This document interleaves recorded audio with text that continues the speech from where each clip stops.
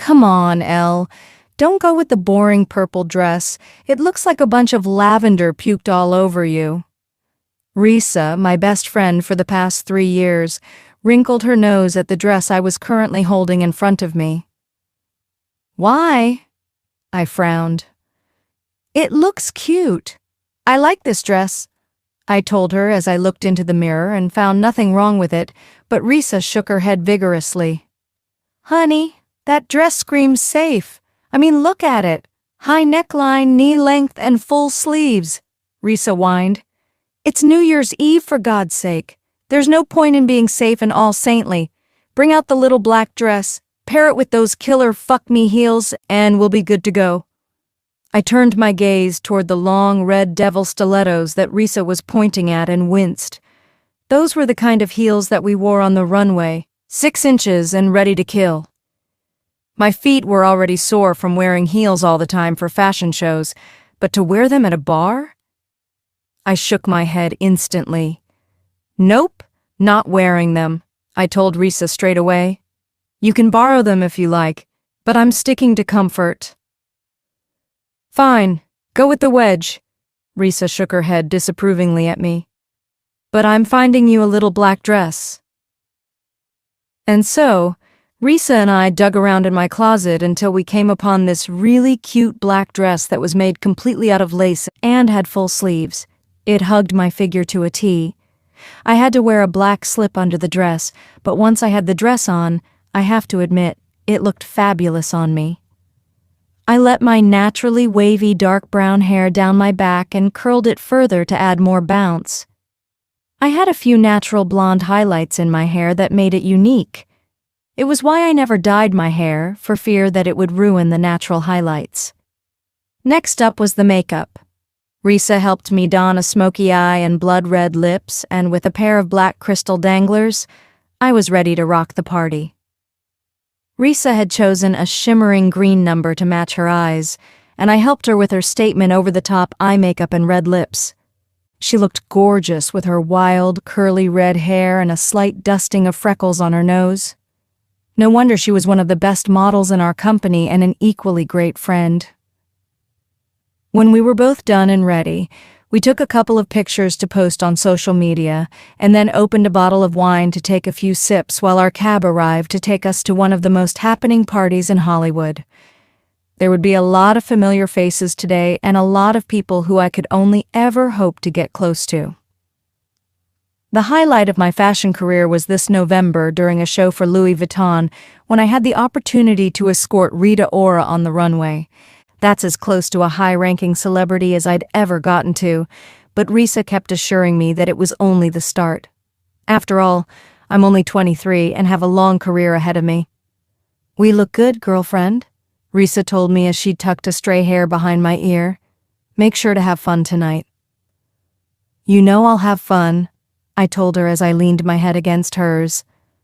It's one of the biggest parties in Hollywood, and I'll have you there with me. That's not the kind of fun I'm talking about, Ellie. Risa turned me to face her.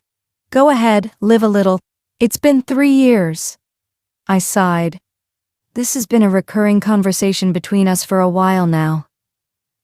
Risa, I will when I think I'm ready. You are ready. Risa shook my shoulders. You've just been holding back, thinking that he who shouldn't be named will change his mind and come back to you. It's been 3 years, Elle. If he wanted to come, then he would have by now. I know, Risa, but it's not because of him. I shook my head. I just haven't found the right guy yet. I had once thought that he who shouldn't be named was the right guy for me, the one as people call it. He had been my first everything, my first crush, my first love, my first kiss, and then my first and most devastating heartbreak. It wasn't my fault that the incident had left me a bit weary of men. But maybe Risa was right. Maybe I was holding back in hopes that he'd realize his mistake and come back to me. But Risa was also right that it's already been 3 years now. If he wanted to, he would be here by now. It was my time to move on. Then how about this, if you find the right guy tonight? I made a face at her, but she held up her fingers to my lips.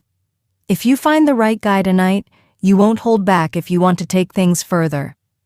Ew, Risa, I don't like the whole one-night stand thingy, I whined. No one said it has to be for one night. She rolled her eyes at me. But at least get started. All right. Let's just say that I do find some hot guy tonight who is a gentleman and the loving and caring type. I air quoted with my fingers while mentally rolling my eyes. Only then will I decide if I want to go ahead with this crazy theory of yours. Deal? I sighed. Was I making such a stupid deal? After that devastating breakup 3 years ago, my life had turned completely upside down. Even with my big brother as an example, I couldn't help but think twice, even before exchanging phone numbers with a male colleague, and dates had been completely out of the question. I'd shut myself in this tiny bubble where no one could get to me, and I didn't let anyone close. Risa had been with me since the day I arrived in Los Angeles, and I trusted her with every breath I took, but she had a wild streak in her that I couldn't understand sometimes. Regardless, the deal was more of a dare. She has helped me come out of my shell for good in a lot of cases, and she's helped me face so many of my problems head on. What could go wrong with this one deal? Deal? I told her, placing my hand in her outstretched one and shaking it. If I had only known then how my life was about to turn upside down within the next few hours, I would have never made the deal. I would have just stuck with my broken heart and waited for a man who I knew was never coming back. The first blow. Elena's POV. The morning sun streamed in through the huge windows and woke me up. The first thing I felt was arms around my waist. A smile formed on my face as I remembered last night. I had been wandering the club alone, exchanging a few hellos with people I knew. My friends, who I had come with, had disappeared into the darkness with either stranger they had randomly picked up at the bar or with their boyfriends' girlfriends. I had been left at the bar because I didn't have a boyfriend and had refused to hook up with anyone. That is, until I met Night Blaze. With black hair and blue eyes, he stood out among the crowd even in a simple gray sweater and worn-out blue jeans. Strong jaw, high cheekbones, piercing eyes, and a body to die for. He had been the centerpiece of the club frequented by celebrities. There was an aura of power around him that made me think he might be someone you wouldn't want to mess with. Yet, he had been nothing but polite throughout the night. It had been around 10 when I'd met him. He offered to buy me a drink, but I had to decline. I had only had 2 virgin mojitos by then and 1 shot of vodka, but I'm a lightweight and I'd rather not go down that path as I'd seen many people in my profession fall from grace. As a model, we are constantly under stress, and many of us turn to alcohol and drugs to cope. But people tend to get addicted too soon, causing them to lose their careers. So, I politely declined Blaze's offer. Instead of giving up and moving on to someone else, as there had been plenty of them, he stayed with me, and we talked and talked and talked. We even left the club and had dinner in a small restaurant. He hadn't exactly been dressed for a club outing where everyone was dressed extravagantly, but that hadn't diminished his charm one bit. Even in the restaurant, he had stood out with his personality alone. The best part had been that he listened to everything I had told him. This is why he declined the restaurant's special of seafood pasta and ordered a Caesar salad instead. Then the clock had struck 12, and everyone in the restaurant had cheered, with couples stealing sweet kisses. I turned to face Blaze, our eyes locking, and our lips met halfway. The sparks had been blinding, and there had been no looking back. Sighing, I looked over my shoulder at Blaze, the position uncomfortable since he was holding me so close. His eyes were closed, long black lashes casting soft shadows on his cheeks, his breathing even, and his soft black hair fell to his forehead, nearly covering his eyes. My movement must have disturbed him because his brows wrinkled, and he turned over in his sleep, removing his hands from my waist. I was a little disappointed, but I took the opportunity to get out of bed and started looking for my clothes. It's strange how I'd told Blaze so much about myself, yet I hardly knew anything about him. I think I've heard his name before, but I could be mistaken. All I could remember was him telling me that he was a businessman, which made a lot of sense since he was at the club last night. Pulling my hair up in a loose bun, I located my bra and panties as well as my leggings and put them on before I went to my closet and pulled out a loose t-shirt. Throwing them on, I was on my way out of the bedroom and towards the kitchen when I noticed something on the small table I kept next to the door that wasn't there before. I leaned in closer to get a good look and was barely able to suppress a gasp. There, on the flower vase, amid a bunch of fresh pink roses that I had placed there yesterday morning, was a tiny spy camera, recognizable only by the tiny red light that was impossible to notice from afar. Right next to the vase were Blaze's wallet and watch. I remembered him putting these there last night before he had taken off his clothes and joined me in bed. I had no idea he'd set up a spy camera while he was doing those things, and on top of that, the camera was directly in line with the bed. Found that, did you? Startled, I turned around to find Blaze standing a few feet away from me, already dressed in jeans and holding his sweater. I hadn't even heard him get up. He pulled on his sweater as I stared at him dumbfounded and a bit scared. Sweater donned, he simply gave me a smirk and reached out to gather his wallet, watch, and spy camera from the table and tucked them away safely. "What's the meaning of this?" I asked, trying to keep my voice strong while my knees shook. Who was he? What have I done? Why had I thought that bringing a stranger to my house was a safe option? Whatever I'd felt for him the previous night had all gone out the window. Instead, I was starting to panic inside, although I tried to keep a brave front. "You see," he said with that same cunning smirk, his handsome features turning rigid and cold. "My real name is Knight Tyson. Knight Blaze Tyson, and I am the owner of Tyson Group of Industries." My eyes widened as I realized just who he was. Tyson Inc. was one of the world's leading brands in the textile industry, and he had funded several fashion shows, including the one I had participated in last month.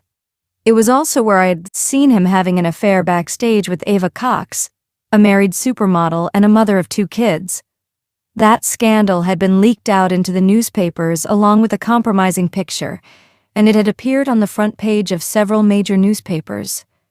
"Wait, you think I leaked that photo?"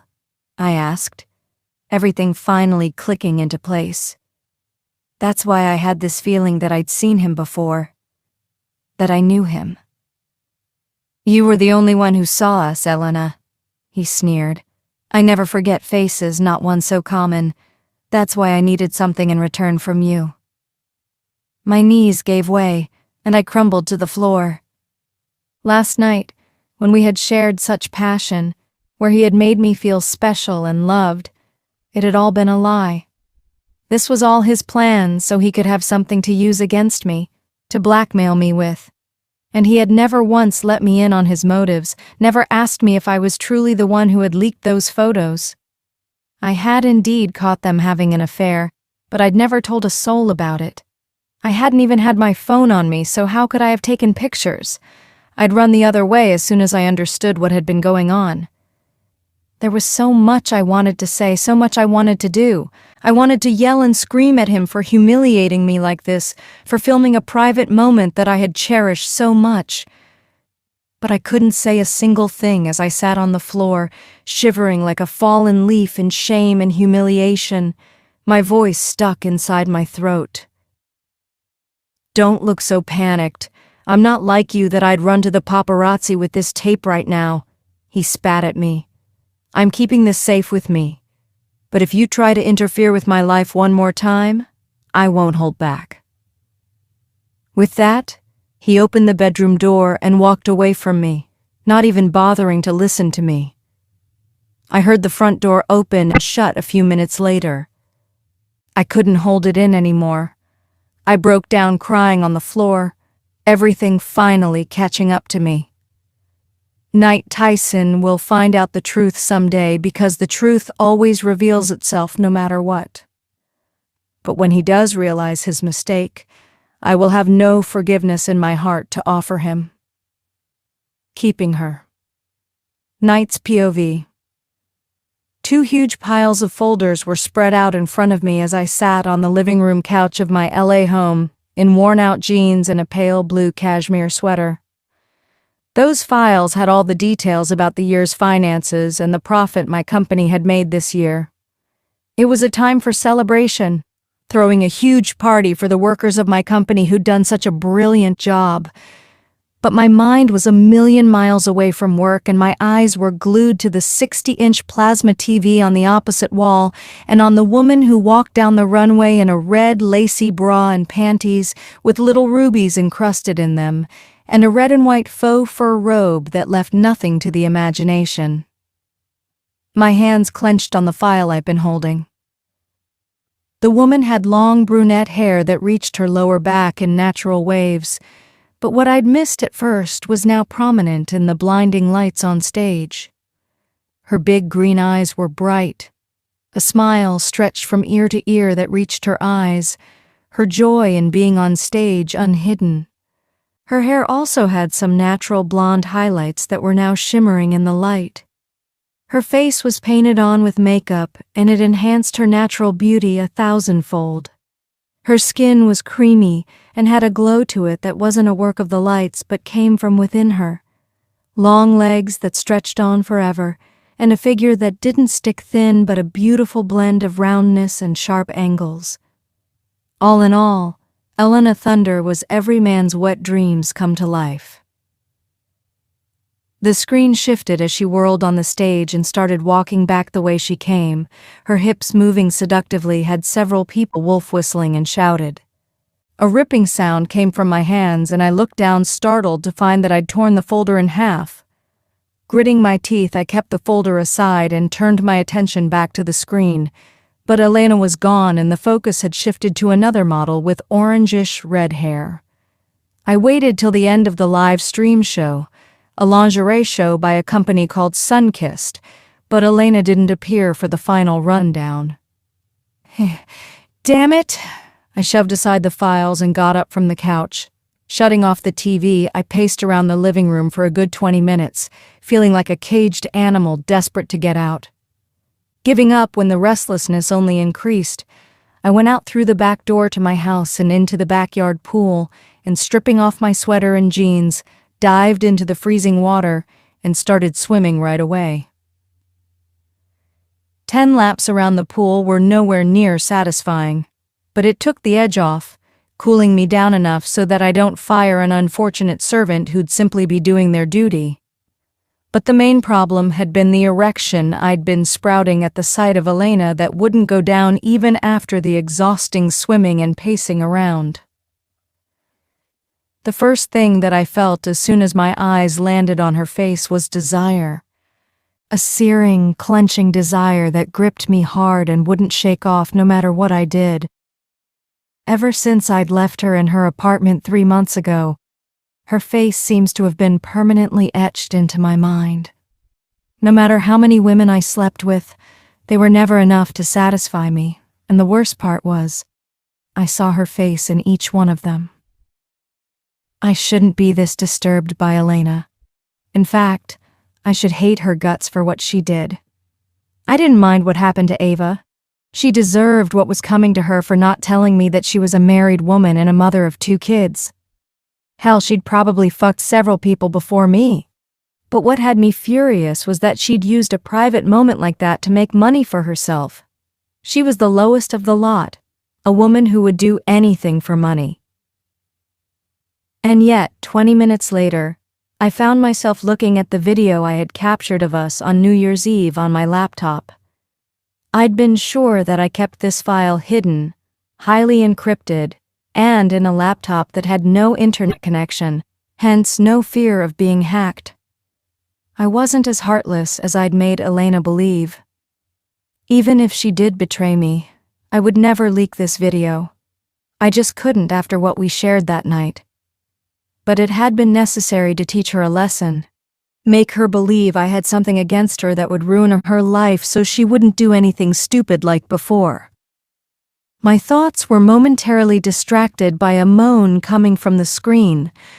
Elena stood against the wall as I pulled down her leggings and panties, the top half naked and those glorious breasts on display. I could still remember the pinkness of her flesh, the damp folds of her womanhood as I parted her folds and shoved inside my tongue, tasting her juices. And just like that, my cock was rock hard and throbbing, so I did the only thing that came remotely close to satisfying me. I jerked off to the video of our night together, cursing Elena in my mind, but hungering for her at the same time. And that was when I made a decision. Traitor or not, I've decided to have her in my life in any way possible, and I'd do whatever it takes to get her back. I would never trust her, but if she was the only one who could satisfy me, then I'd find a way to keep her with me until I was sated, until I no longer needed her. Reality. Elena's POV. I came out of the washroom to find Risa Alum waiting for me with a bottle of cool, sparkling water and my medicines. "How mad is the boss?" I asked, accepting the pill and chugging it down with half of the water. I'd had to run to the restroom as soon as I'd finished my first turn on the runway. "About 40%. She furrowed her brows, red hair pulled up in a tight knot at the top of her head and a black robe pulled over the royal blue bikini she'd been given encrusted with white gems. "But he's also 60% worried about you." "Great," I groaned, leaning against the closed bathroom door, still in my red lingerie sans the robe.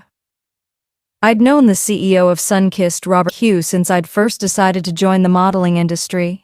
He'd given me my first ever gig, and from then on he'd been guiding me through my short career, giving me tips on how to stay out of the limelight but still do plenty of great shows. He'd even helped me avoid all the dangerous predators that roam the industry, in search of naive young girls who get easily absorbed in the glitter and pomp of the industry.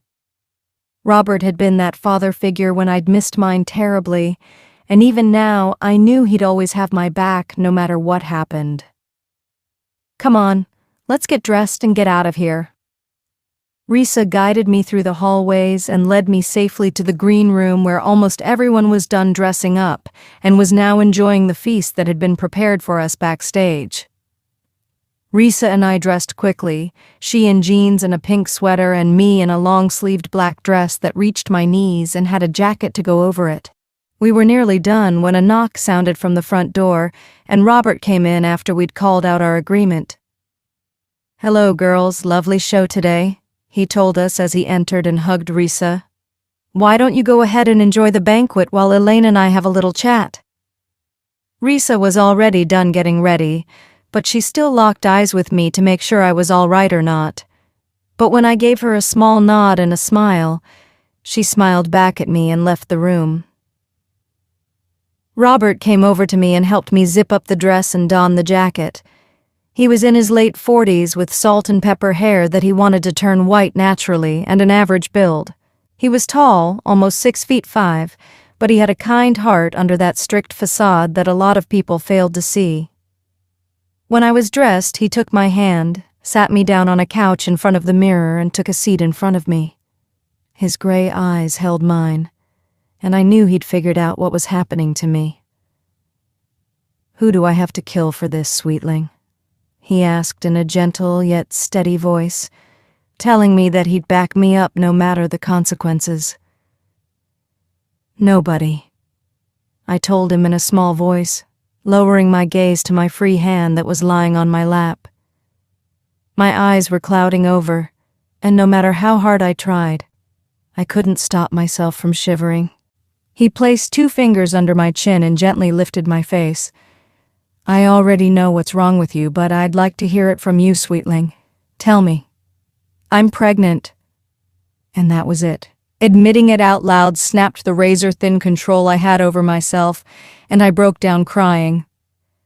Robert immediately wrapped me in his arms, comforting me with soothing words in just his presence.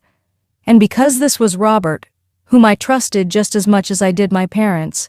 I told him everything. From how I met Knight Tyson to how we spent the night together, what happened the next morning, the misunderstanding he had about me, and then finding out a month later that I was having Knight's baby. Robert listened to me carefully, never interrupting, but he always had his arms around me, providing me with the comfort I needed. "Did you tell him?" he asked when my sobs had stilled, still rubbing a hand down my back. "No, I don't want him to know. I don't want him anywhere near me. He's a vile, filthy man who slept with me and recorded it just because he thought I had leaked those photos. I don't want him to think that I got pregnant because I wanted his money." I sobbed. "Please, Robert, promise me you won't tell anyone." "You don't have to ask, little one. You know I won't tell anyone. But what are you going to do about the baby?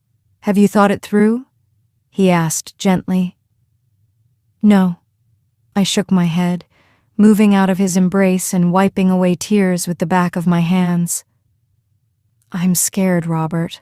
I don't want to be a mother yet. I'm only 23. I was not ready for that. But what can I do, Robert? Whenever I think about an abortion, I just can't do it. I just can't be that cruel." "I know, sweetling, I know." He patted my head before leaning back in his chair. "Now, I know it's dangerous for you to stress too much, so I'd request you to join in on the banquet. If you can handle the food, that is." He looked concerned at the end. I managed to form a smile. "I can. I'll go with you. Thank you, Robert, for everything. Can you do me one huge favor?" "Anything, sweetling, you just need to ask," he said sincerely. "Can you arrange an art exhibition for me?" "A New Life. Elena's POV. "An art exhibition?" Robert asked, brows drawn. This time I blushed. "Remember when you told me never to relieve the stress of being in the industry with alcohol or drugs?" I continued when he nodded. "Well, I took your advice and started painting instead." "That's great news, Elaine. Why did you never tell me about this?" he asked with a wide smile. "I just wanted it to be a secret identity. You know." I fumbled with the jacket sleeves. "I've been selling those online and they sell pretty well too." "Well, how about I send Helena over to see the pictures? It'd be suspicious if I went to your apartment, so it'll be better if Helena goes in my place. She can give me her review of your work and then I'll give you my final word." I sighed in relief. "Thank you, Robert." "Thank me later, little one," he said, standing up and buttoning up his velvet red coat. "Let's get to the banquet before all the food's gone."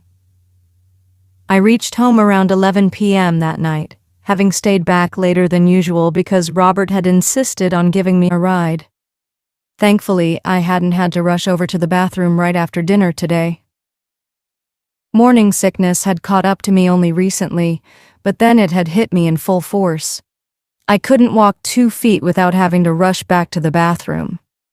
Sometimes I was worried about whether the baby was all right, but in reality, I couldn't even believe I was 3 months pregnant.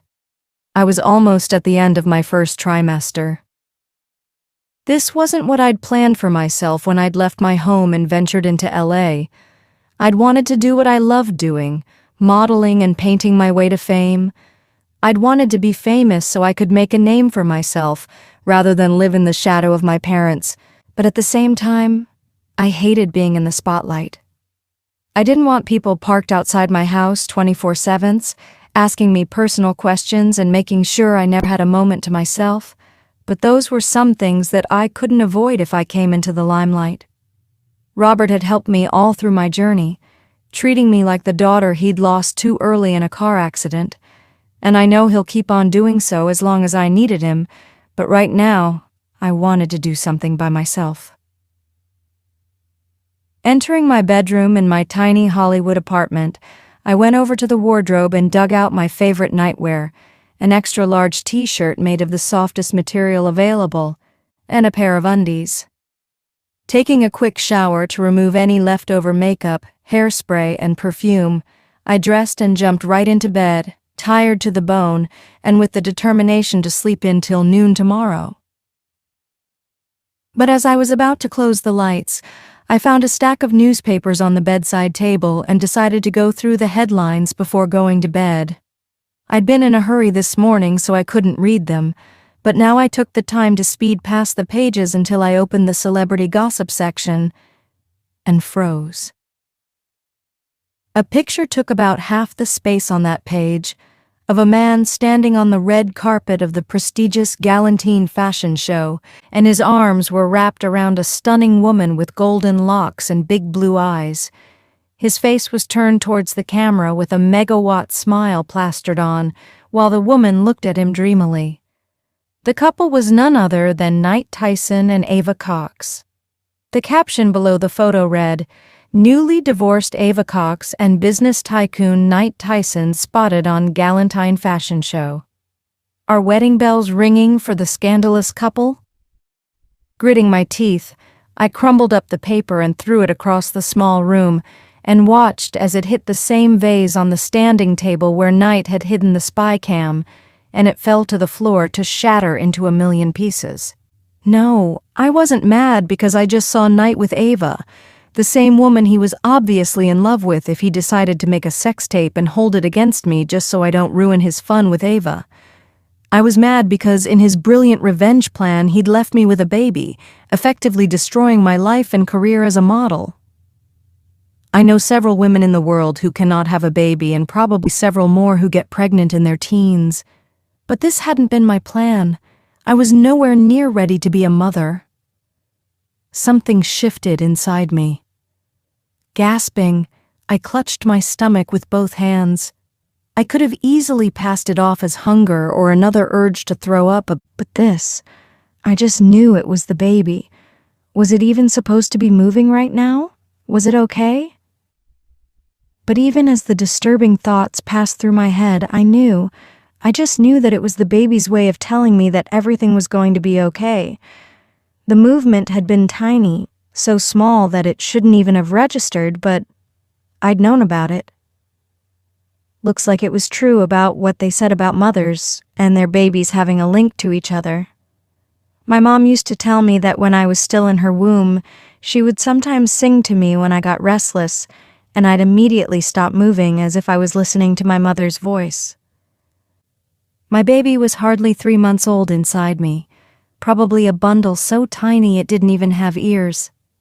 I hadn't visited a doctor yet, afraid that it would feel too real, too overwhelming. But maybe that was a bad idea? Should I go to a doctor for checkups?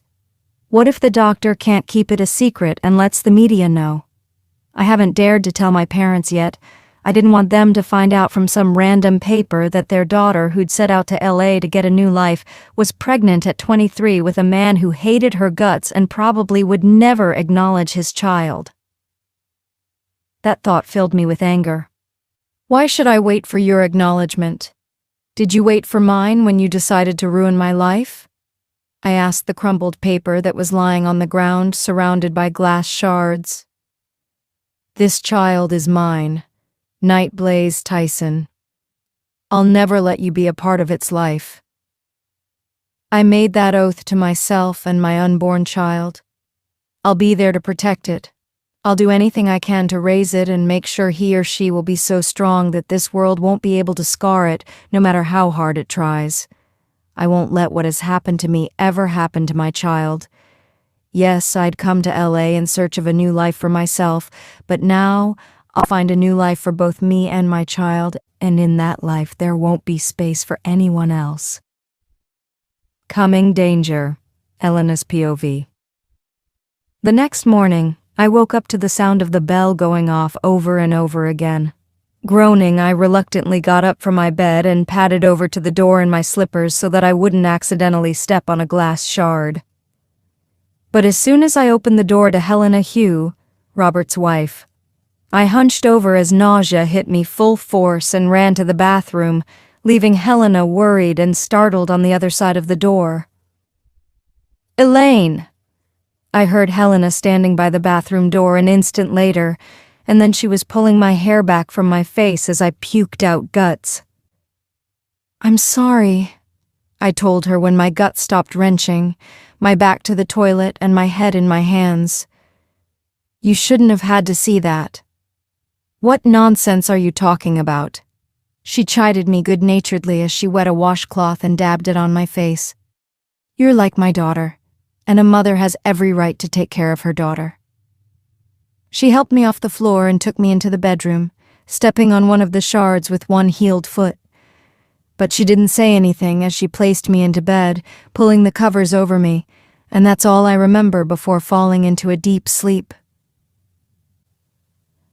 When I woke up next, it was to the house smelling like French toast, and the sunlight streaming in through the windows to bathe the entire bed in it. I sat in bed, my back against the headboard, and pulled off the blanket I had on me. The temperature in the room was too hot for a blanket. You're awake, Helena said from the doorway, her shoulder-length black hair in light curls and a tray of toast and orange juice in her hand. She wore a white blazer and a plain white skirt paired with nude pumps, her enormous diamond wedding ring her only ornament. Shit, I'm so sorry I fell asleep on you, I told her guiltily as I scratched the back of my head. Elaine, what did I tell you about swearing? She mock glared at me. Here, I've got you some toast and OJ. Forget about coffee for the rest of your pregnancy and eat only home-cooked and healthy food. If you can't cook on your own, tell me right now so I can send you meals every day. Don't cook at all. I will be sending you meals every day. She finished her rant as she crossed the short distance from the door to my bed and placed the tray of food next to me. Then she gave me a worried look. I cleaned up the glass from the floor. At first I was thinking about giving a piece of my mind for compromising your safety, but then I saw the newspaper next to the glass and realized why you must have been so angry. Robert told you. It wasn't a statement. Robert and Helena were one of those couples who you consider as couple goals. It's not that they're always lovey-dovey. They fight all right. I have been a witness to some pretty mean ones, but they always get through their differences and come out stronger than before. So it was natural that Robert would share everything he knew with his wife. Yes, and I'm so sorry for what happened to you, honey.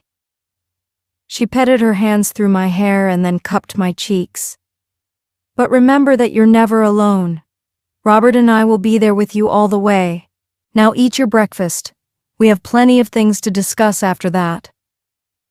I'm sorry for being so gloomy today and not to mention such an awful host. You had to not only cook for me but also clean up after me. I told her after I'd finished breakfast, and Helena had cleared away the dishes. And thank you for being so kind. I'd do the same for my daughter, and you're no less than her. Her smile was sad as she spoke of her daughter. Clarissa, Robert, and Helena's daughter had been 22 years old when she died. After graduating from college, she'd gone on a trip to Vegas with 3 of her friends, but their car had been all but destroyed when an 18-wheeler lost control of the steering and crashed into them.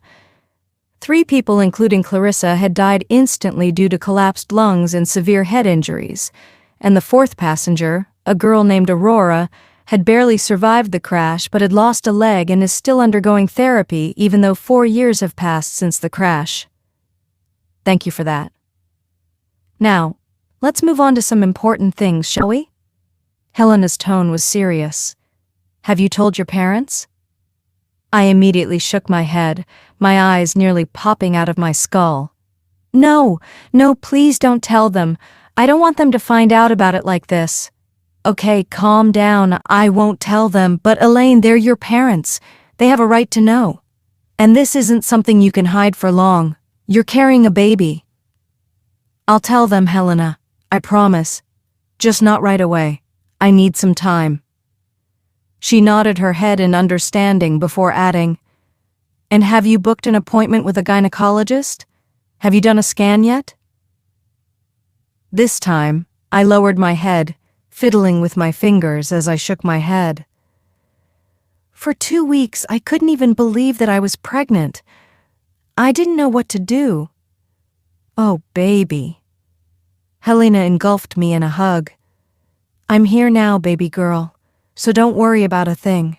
But Elaine, you're going to be a mother now. You have to take proper care of the baby and yourself. I'm going to call my OBGYN right now and see if she can fit us into her schedule.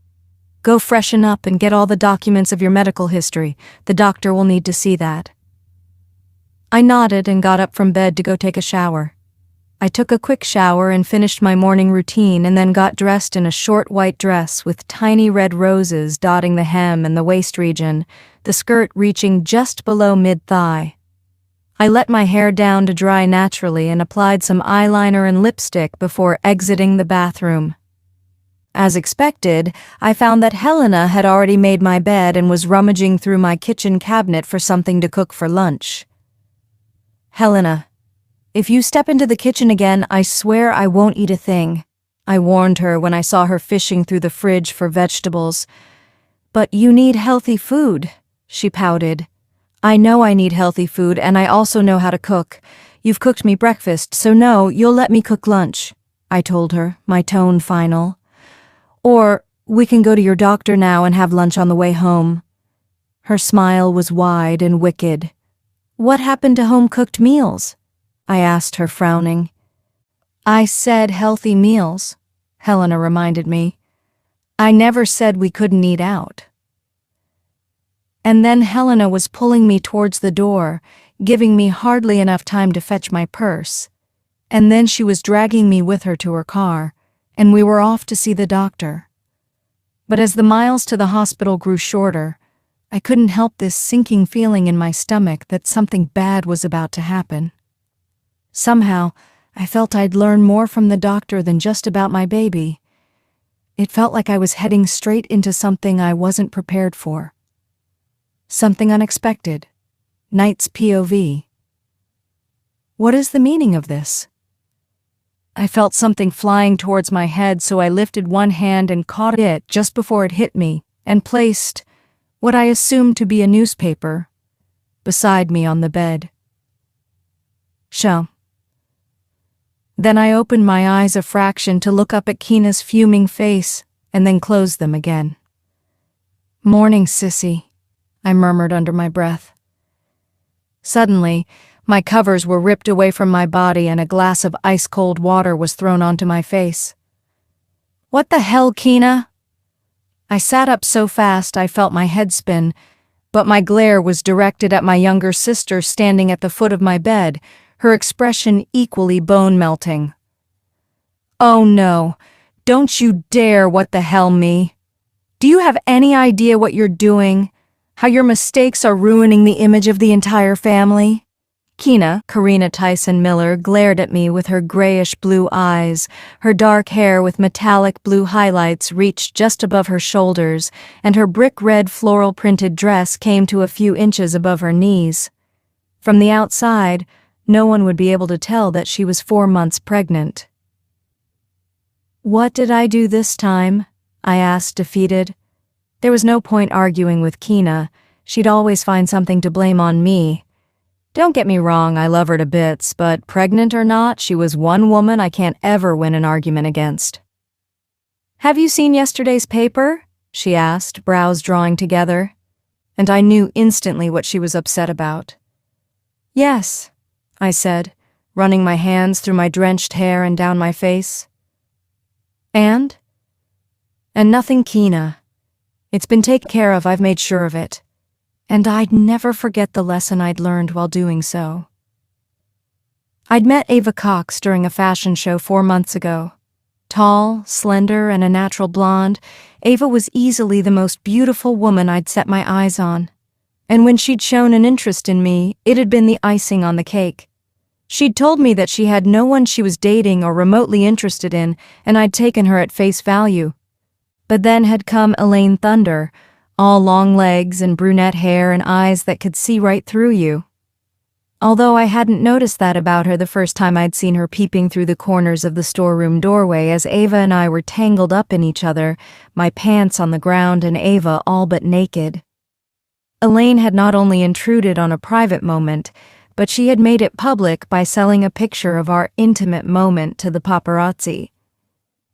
And that was when I found out that not only was Ava married for over 10 years, but she also had 2 sons, one 7 years old and another 4, and it was a well-kept secret in the industry.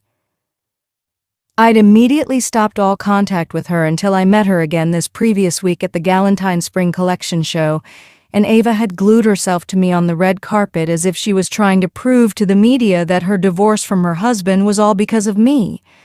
And on top of that, her performance in front of the cameras had been so convincing that the media had gone on to assume that we were still dating and in love, and 1,000 other bullshitting facts that led to the belief that we might get married. I'd tried my best to act rational in front of the camera, but as soon as we were alone, I'd pushed her off me and given her a piece of my mind which had thankfully kept her away from me for the rest of the night. Kina sighed. Look, brother, I don't have a problem whoever you date, but Ava is a backstabbing bitch who deserves to spend the rest of her life with 101 fat, annoying little cats, she said angrily. I can't believe she was able to trick you into something like this. Ava's marriage wasn't as well known by the media. She'd managed to keep low profile so she could keep getting bigger contracts, I reminded Kina. And I've made sure to tell that I don't want anything to do with her ever again. I'm pretty sure she got the point. But have you thought of every possibility? A woman like her is only going to find loopholes in everything you say and come back to haunt you later if you... I sighed. Kina had always been overreactive about everything, but now we can't shut her up once she finds something to worry about. Suddenly, an idea came to mind. Hey Kina, how's Emmanuel? Kina stooped her ranting mid-sentence and turned to me with wide eyes.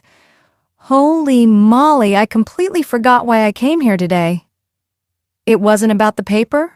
I asked, frowning. No, I just saw that lying on your dining table, so I picked it up. She confessed a bit sheepishly. I came here to tell you that Emmanuel had to go to New York for some business meeting, so he wouldn't be able to take me for my ultrasonography. Can you take me to my doctor today? I have an appointment in about half an hour. Shit! I jumped out of bed and flew towards the bathroom to Kina's angry, "Don't swear!" Elena's POV. This way, darling. Dr. Johnson's assistant led me inside the doctor's cabin. Helena stood beside me as the nurse shut the door behind us, and we stood facing Dr. Johnson, who appeared to be in her late 40s, almost the same age as Helena. Laura, Helena went forward and shook her hand. This is Elena. She's just like my daughter. Yes, you told me about her. Laura smiled kindly. Why don't you have a seat, Helena, while I go check on her? Helena took her seat while Laura led me to the examination room that was adjacent to the office and led me to the table at the center surrounded by 1,000 scary equipment and helped me onto it. I laid my head down on the pillow and she used her equipment to take my vitals. Well, your pregnancy seems to be proceeding just fine, she said while poking at my belly with her hands. But she pressed one area on my lower abdomen and frowned. I'll need to do a sono. How bad is your morning sickness? Awful, I told her. I can't seem to keep anything down. Morning sickness is common in pregnant women at the end of their first trimester, but you seem to have gotten it worse than most. She helped me sit up and get down from the high table. You need to alter food habits and see what suits you best. Stick to that food for the time being so your condition doesn't get worse, but do change often so it doesn't get repetitive. I'll make you a diet chart that you should follow strictly until I tell you otherwise. Helena told me this is your first time visiting a doctor? I nodded slowly, feeling guilty for ignoring my baby for so long. It's okay. She patted my hair. You're here now. The rest we'll figure out as we go. Everything all right? Helena asked us as we came out of the examination room that was separated from this room by a curtain. For now, Laura told her friend. I'll have my assistant whip up a chart and give her the necessary vitamins she needs, but we'll need to do a sono to monitor the baby's progress. And I'll also need a sample of her blood." "Sure." Helena smiled at me as if sensing my nervousness. Till now, I'd only felt that I had a baby inside me, but today I'll be looking at my baby for the first time. I was having so many emotions run through my mind that I stood frozen as Laura gave instructions to her nurse and told Helena what to do next. But one thing I did feel was Laura's hands rubbing up and down my spine as if she too could feel my discomfort. "Let's go, Elaine." Helena tugged at my hand to break me of my trance.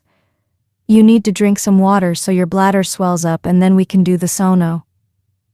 Helena and I went to the waiting room and took our seats for the time being. I needed to drink enough water so my bladder inflates and then hold back from going to the toilet so they get a clear picture of my uterus. I started by drinking slow sips of water so that I didn't need to rush to the toilet to throw up all the water that I'd drunk.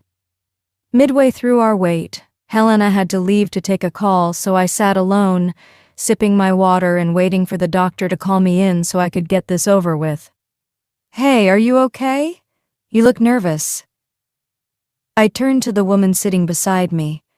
She had short, dark brown shoulder-length hair in light waves that she'd colored a stunning metallic blue at the bottom, and it matched her grayish-blue eyes. She was kind of petite, but she was also very beautiful. "I am nervous." "Oh?" She frowned before her eyes widened in realization. "Unplanned baby?" I nodded. "It was a one-night thing and we used protection. I was also on the pill, but it still happened." She placed her hand on my shoulder and gave it a light squeeze. "Contraception isn't always a 100% sure. Have you decided to tell the father yet?" I was about to tell her that the father would probably blame it on me, but then I realized that I don't have to explain such things to a stranger. "I barely know the guy. We met at a bar and then he came to my home. We spent a night together and he was gone by morning," I told her instead. "I'm so sorry to hear that." She gave me a light hug sideways. "I'm Karina, by the way, but everyone just calls me Kina." She held out her hand for me to shake. "I'm Elaine," I told her with a smile. It was hard not to when her smile was so infectious. "Are you here with your husband?" I'd already noticed the huge emerald on her ring finger. "No," her face fell, "but I'm here with my brother. He just went to fetch some coffee. My husband's on a business meeting." "Oh, Elena Thunder." I looked up when the doctor's assistant called my name. "Well, that's me. I guess I'll see you around." "Sure, good luck." Kina waved me goodbye as I stood up from my chair and headed towards the doc's chamber. It's finally time to meet my baby. Complications. Elena's POV. Laura, as Dr. Johnson insisted I call her, applied a bit of gel on my stomach, which still looked normal even though I was about 3 months pregnant. But when I'd told Laura about my concern, she simply smiled and told me that my tummy wouldn't be that noticeable until I was about 5 months pregnant. "Just relax, honey. You'll be able to see your baby in a little while," Laura said as she used the probe on my lower abdomen to find the right spot. It didn't take long before an image appeared on the screen and Laura turned the computer slightly in my direction, and there it was, my baby. I felt tears well up in my eyes at the sight of the tiny bundle that looked more alien than human. "It's so tiny," I whispered to Helena, who was standing right beside me, holding on to my hand tightly. "Of course it is." Helena smiled down at me. "You were just as tiny when your mother was 3 months pregnant with you." I'd never expected to feel this overwhelming sense of joy when I first saw my baby. Until now, I've had so many mixed feelings about my baby. At one point, I'd even thought about an abortion, but the thought itself had sent me into nightmares. How could I just end a life of something so small when it didn't even have the capacity to think for itself? Most of all, How could I end the life of something that looked up to me for protection? Laura? I looked up at the doctor, only to find her frowning at the computer, her jaw set in a hard line. Laura, is everything okay? Laura didn't say anything for the longest time, just kept looking at the image from different angles until Helena asked her the same question.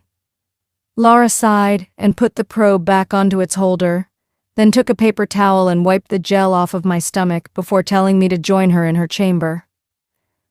Helena and I looked at each other for one moment, worry clouding our eyes, but Helena helped me get down from the table and we followed Laura to her office. I placed my hand instinctively to my stomach, reassuring my baby that everything was going to be all right. I have some bad news, Laura told us straight away as we all took our seats. I hope you'll be mentally strong enough to take it. Helena pulled me closer to her before answering Laura. Whatever it is, I'll be there to help her through it. Tell us, Laura. Laura nodded before continuing. There are several complications in your pregnancy. Firstly, it seems like you might have a water electrolyte imbalance, which is why you're having such severe morning sickness. Secondly, your modeling diet had made you lose weight, and if this continues, then it'll have a direct effect on your baby. You need to remember that you'll be eating for not one but two people right now, and your baby needs a fully balanced meal. Laura took a deep breath before looking directly into my eyes. And the biggest of all is that your baby seems to be lying in a breech position as compared to the normal head-first position. It means that instead of facing its head towards the vaginal opening, it has its feet in that direction. What does that mean? I asked, confused with all the terms.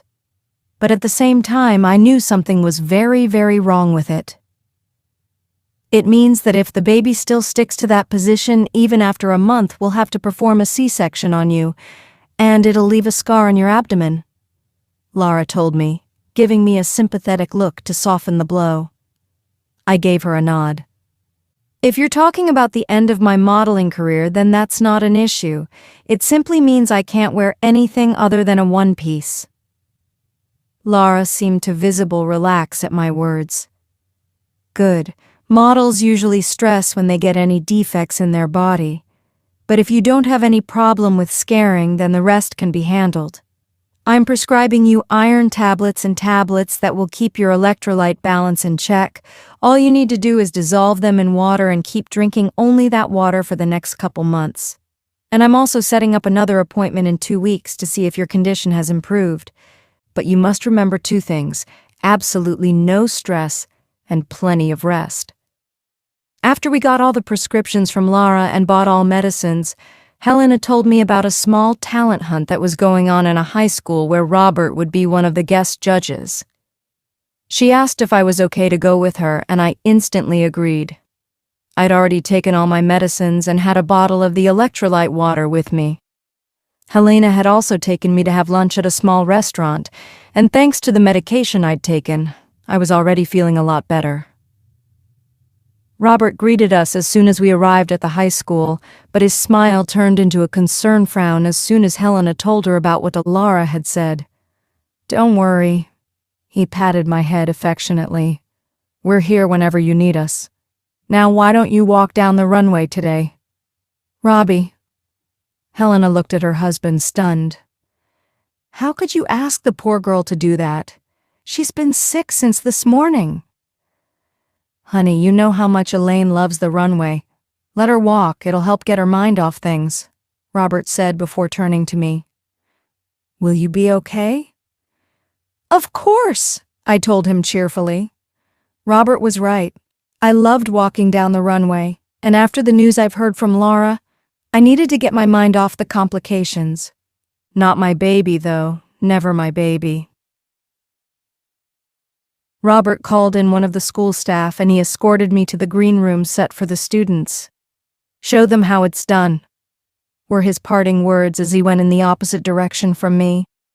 Knight's POV. I watched one of the school staff escort her to the green room. I blinked once, twice, but when I could still see her face, I knew I wasn't just hallucinating. She was here, Elena Thunder was really here.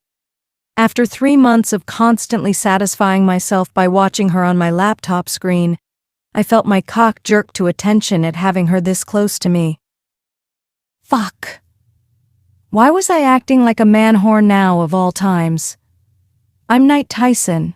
I don't just lose control with a woman. And the fact that Elaine was able to do that even without a glance in my direction? It told me just how dangerous that woman was for me. She spoke to the man who was escorting her with open joy. Her green eyes sparkled as she spoke, and then the man placed a hand to her shoulder, both of them laughing at something he'd said, before he left her at the door. I clenched my hands into fists. How dare some random man get to touch her? Elena was mine. I went to go after her, but one of the school's female staff stopped me in my tracks, asking questions about the dresses and makeup of the girls and about the walking order. I grit my teeth as I watched the green room door close after Elena. Fine, I thought to myself as I checked the walking order with the staff. I'll let her have a few moments of peace before I disrupt it permanently. Have your fun, Elaine, as long as it lasts. Elena's POV. I'd changed into a short red jacket that had 3/4 sleeves and reached a couple inches under my breasts, and I'd paired it with bright blue jeans and knee-length boots that had the shortest heels. Robert had arranged the clothes for me, and they were a perfect fit. I took a seat in one of the chairs before a full-length mirror and picked up a curler to set my hair in some loose curls. My hair was naturally wavy, so I didn't have to work too hard on them. For makeup, I choose a more natural look with some dramatic red lipstick and eyeshadows. I applied a thick coat of blue eyeliner before finishing off with a dark red shadow. Pleased with my appearance, I put on some big silver hoops in my ear and a thick silver bracelet that doubled as a watch. Elena. I looked up from the vanity, startled to find anyone here at this hour. I'd made sure to unlock the door after I'd changed, since the other girls might need to change or touch up. Maybe it was Gary, the staff who'd accompanied me earlier. But when I turned to look at who'd called out to me, I felt my breath get caught in my throat. It was Knight Tyson, and now that he wore a formal gray suit with a steel blue shirt underneath, there was no denying that he's the most handsome man I'd ever seen. His hair was combed back, a few strands escaping to fall onto his forehead, and his blue eyes were locked onto my green ones, unflinching. As much as looking at him took my breath away, it also reminded me of what he'd done to me, the proof of which was now growing in my womb. My fantasies about Knight vanished in an instant as I thought of the baby, and I stood up from the chair, knocking off the brush I'd had in my hand in the process. "What are you doing here?" I spat at him. But all Knight did was shut the green room door and lock it behind him. My eyes widened as I saw him move towards me, a determination in his eyes that rubbed me the wrong way. "What do you want from me?" I yelled frantically as I backed away from him. But the green room wasn't all that big, having made to fit only 5 models, so Knight had me cornered in no time at all. And then he tugged me forward with a possessive hold on my nape and crashed his lips to mine. This is it, Elena's POV. The second his lips touched mine, all thoughts vanished and electricity poured into my veins. One of Knight's hands were fisted in my hair while the other was around my waist, molding me to his body. For an instant, I forgot everything around me. The only thing running through my mind as he parted my lips to put his tongue inside my mouth was that this felt right. A sense of belonging washed over me, a sudden peacefulness that had been absent in my life for the past 3 months. I wrenched myself back from the kiss and at the same time pushed him back with all the strength I had. It was only when I tasted the iron in my mouth that I noticed that I'd bitten his tongue hard enough to draw blood. Good. It was a very small price to pay for everything he did to me. Knight stumbled back, his eyes wide as he looked at me as if he was still in a daze. the slight red tint on his lips proof that I had indeed been able to do some harm. I grit my teeth to bring my breath under control as I watched him closely, ready to move out of the way if he tried something funny again. "What was that for?" he asked, surprised, his breathing still a bit uneven. I didn't answer. How could he even ask that question? The arrogant son of a bitch. But then he regained his composure and his frown turned into a smirk. "You know," he said as he took a step towards me, "I've been watching that video a lot lately." Immediately, I felt my face paled. Why was he talking about that video? Why now? Didn't he promise not to release it to the press? A million questions swirled in my head, but I didn't have the courage to ask them. Night took that as an invitation to prolong my torture. "You love with so much passion, Elena, such fury. I've missed it the past few months. Nothing else seems to satisfy me any longer." This time, I swallowed my fear as put on an acidic smile on my face. "Why Nightblaze Tyson?" I emphasized on his surname just to watch his brows frown. "Wasn't Ava enough for you? You got her divorced, made her children fatherless, and now when nothing's standing between the two of you, you just leave her to bite the dust? Why, didn't want the extra burden. Don't you dare blame that on me. And if you've forgotten already, you were the one who leaked those photos."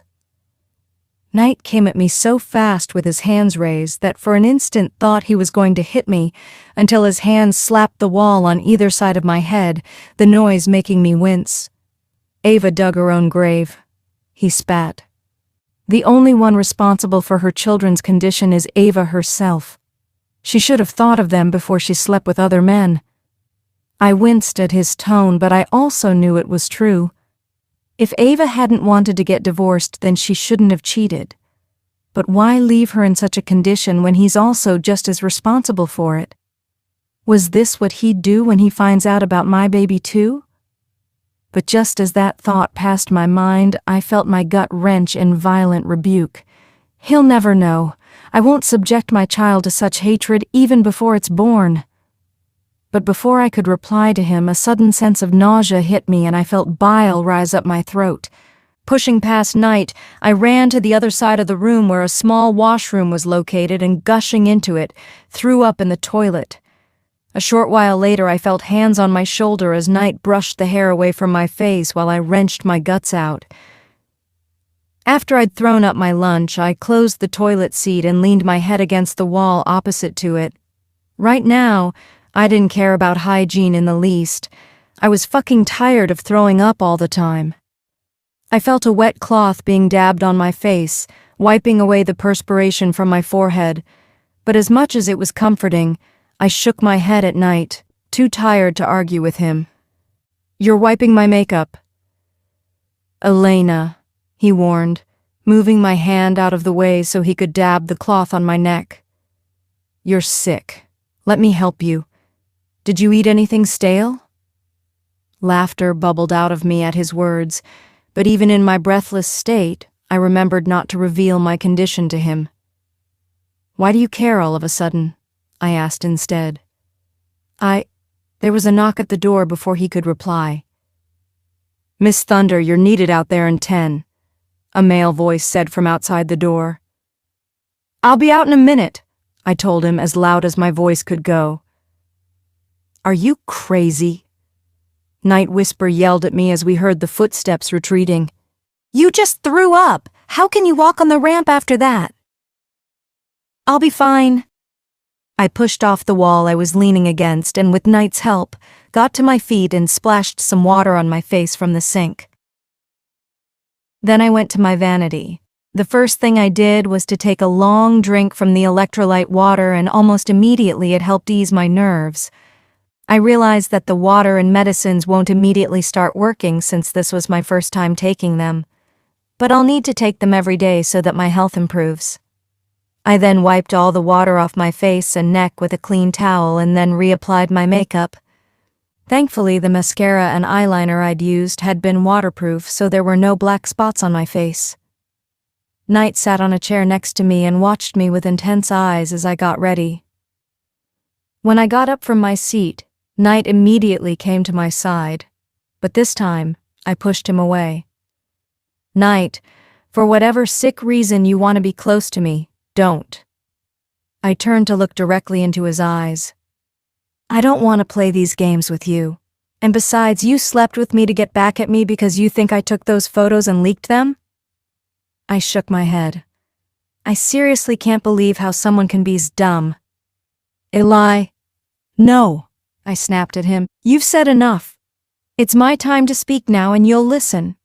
Out of hundreds of people that attended that fashion show, which included more than 50 reporters, you decided to have sex in a place that was accessible to everyone, including the media who can so easily sneak around to get cover stories.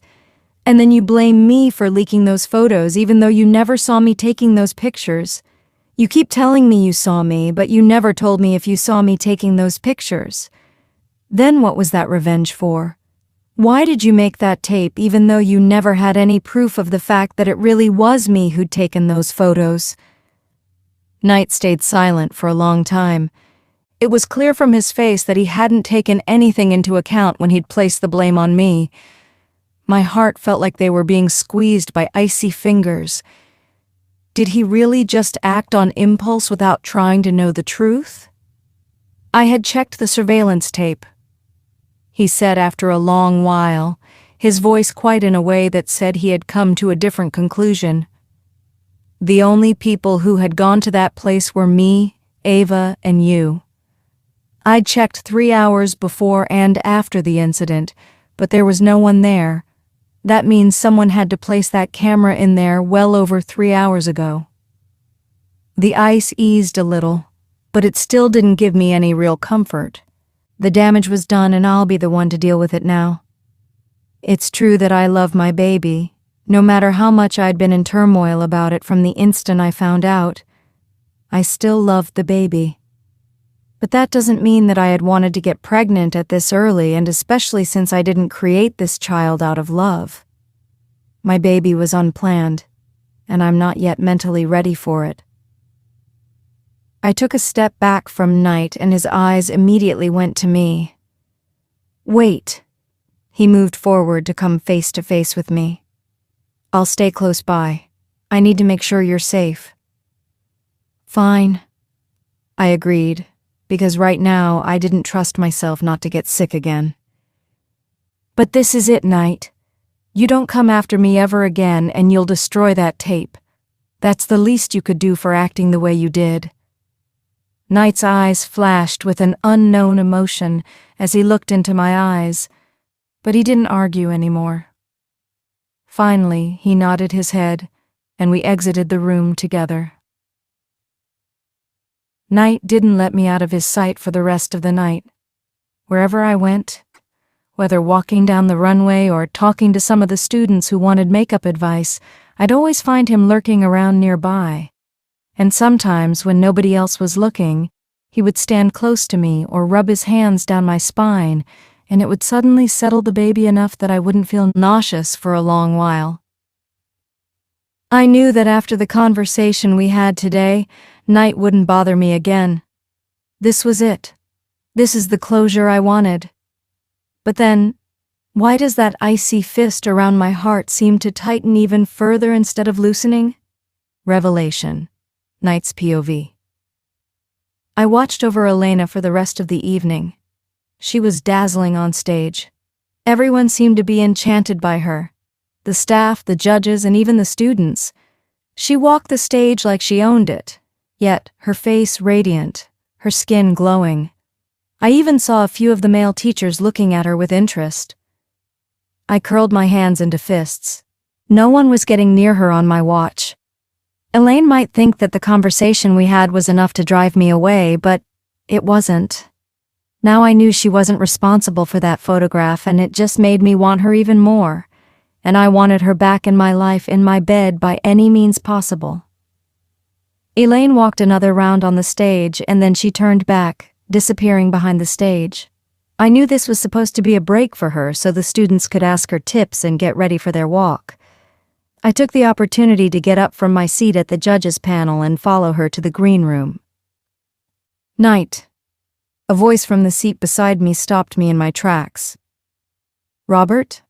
I smiled at the elder man and held out my hand for him to shake. "It's nice to see you here." "I wish I could say the same," Robert said, smiling without humor as he shook my hand. I winced at the firmness of his handshake. It seems Robert was out to crush my hand as well as my company. Robert's fashion house has been my enemy and rival in business ever since I started my company, so I was expecting the harsh behavior, but for some reason, his behavior today was harsher than normal. "Have I done something to offend you, Robert?" I asked once I'd freed my hand from his clutches. "Elaine is like my daughter," he said in a hard voice, eyes dead serious. "Don't ever come near her again." I felt my jaw lock into a harsh line. "That's none of your business, Robert. She's like your daughter. She has her own mind. She knows what she wants. And that definitely doesn't include being another notch in your bedpost." He spat out.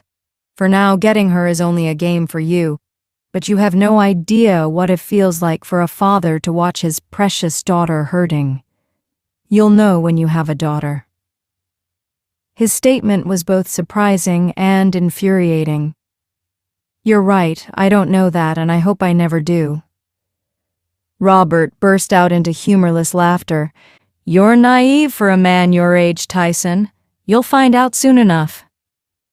With that, Robert turned his back to me and strode over to where his wife, Helena, was waiting for him. I looked after him in confusion. What the hell did he mean by that? And where did this sudden talk about daughters come from? I get that Elena is like his daughter, but what does that have to do with "you're sick"? Let me help you. Did you eat anything stale? Why do you care all of a sudden? My eyes widened as realization hit me like a slap back to reality. Elena had thrown up today, and she no longer walked the runway for the entire duration of the show. The music came on that instant, but instead of Elena, another model with red hair started to walk down the runway. I've seen her before with Elena on different shows, but she wasn't here until a few seconds ago. Could it be? Was Elena? Well, there's only one way to find out now. Elena's POV. I changed into the short dress I'd worn today and pulled my hair into a messy bun on top of my head. I'd already washed off all my makeup with my face wash and changed into more comfortable shoes. I'd thought I'd be able to get through this show without feeling sick, but aside from the nausea, now I felt like I could drop dead right at this instant. Why was I so damn tired? "You're pregnant." I whipped my head around to the source of the voice, my heart hammering so fast it felt like it had burst out of my chest. "How did you find out?" My voice was barely above a whisper. "I've been watching you these past 3 months." He told me, coming inside the green room and shutting the door behind him. "You never stayed for the entire show, and don't tell me it's because you want to stay away from the limelight. I've seen all your shows and you've always completed them before. Then today I saw you throw up." I winced as he said that, but he kept on going. "And just now I had a lecture from Robert that one day I'd learn how it feels like when someone hurts my daughter." "Robert told you?" I asked with my eyes wide. Unbelievable. How could Robert just go ahead and tell Knight before discussing it over with me? "No." Knight shook his head, coming to stand in front of me. But I connected the dots. I lowered my gaze to my lap. My insides felt all messed up. "It's not yours," I lied. "Of course it is." I looked up at him as he made that bold statement. "You thought I wouldn't find out?" "You've been stalking me," I accused. "How could he? Hasn't he done enough already?" "I want you back in my life, Elaine, by any means possible," he said firmly, kneeling down in front of me so I didn't have to crane my neck to look up at him. Our conversation earlier only made it clear that you didn't sell that photo. But I never said I'd let you go. But I won't hold that tape against you anymore because I don't need to. He tentatively placed a hand on my lower abdomen, spreading his fingers so that the warmth of his skin could seep through. This child is as much mine as it's yours, and I want to be a part of its life. I clenched my hands into fists, not liking where this was going. Now that Knight knew about the baby, he could use it against me, even drag me to court for custody if I refused to let him be a part of my baby's life. This child is mine, Knight Blaze Tyson. I'll never let you be a part of its life. I remembered the oath I'd taken for my child, and only now realized how selfish it sounded. My father had dated several women before he'd met my mother. But in the end, they fallen madly in love with each other, and had me. I couldn't imagine my life without my stubborn, strong, and loving father. I still remembered the day I'd moved from Canada to LA, how he'd held on to me at the airport as I'd cried on his shoulders. Now I couldn't imagine my baby not having the love and comfort of a family. But was Knight really that person? Could he really provide the stability our child needed? I shook my head. You can't. What? He removed his hand from my abdomen, looking at me with startled eyes. You say you want me now, that you want to be there for the child, but how long before you grow tired of me? How long before another Ava comes into your life and you go chasing after her? I asked. Right now, I'm your new obsession, a shiny new toy you're dying to play with. But I refuse to be that toy, Knight.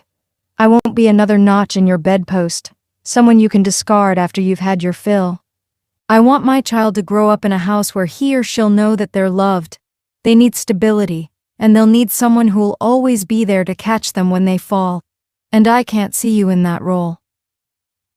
Knight stayed quiet for the longest time. I thought he'd finally give up, that he'd leave me alone. But he seemed to surprise me yet again. When he finally raised his head to look into my eyes, I saw renewed determination, and I knew I was fighting a losing battle. But what he said to me next was something I'd have never expected from Knight Tyson. Marry me, Elena. Unconventional demands. Elena's POV. Marry me, Elena. I stared at the man in bewilderment.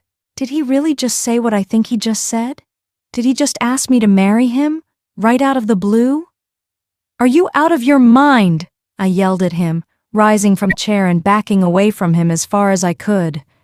We don't even know each other.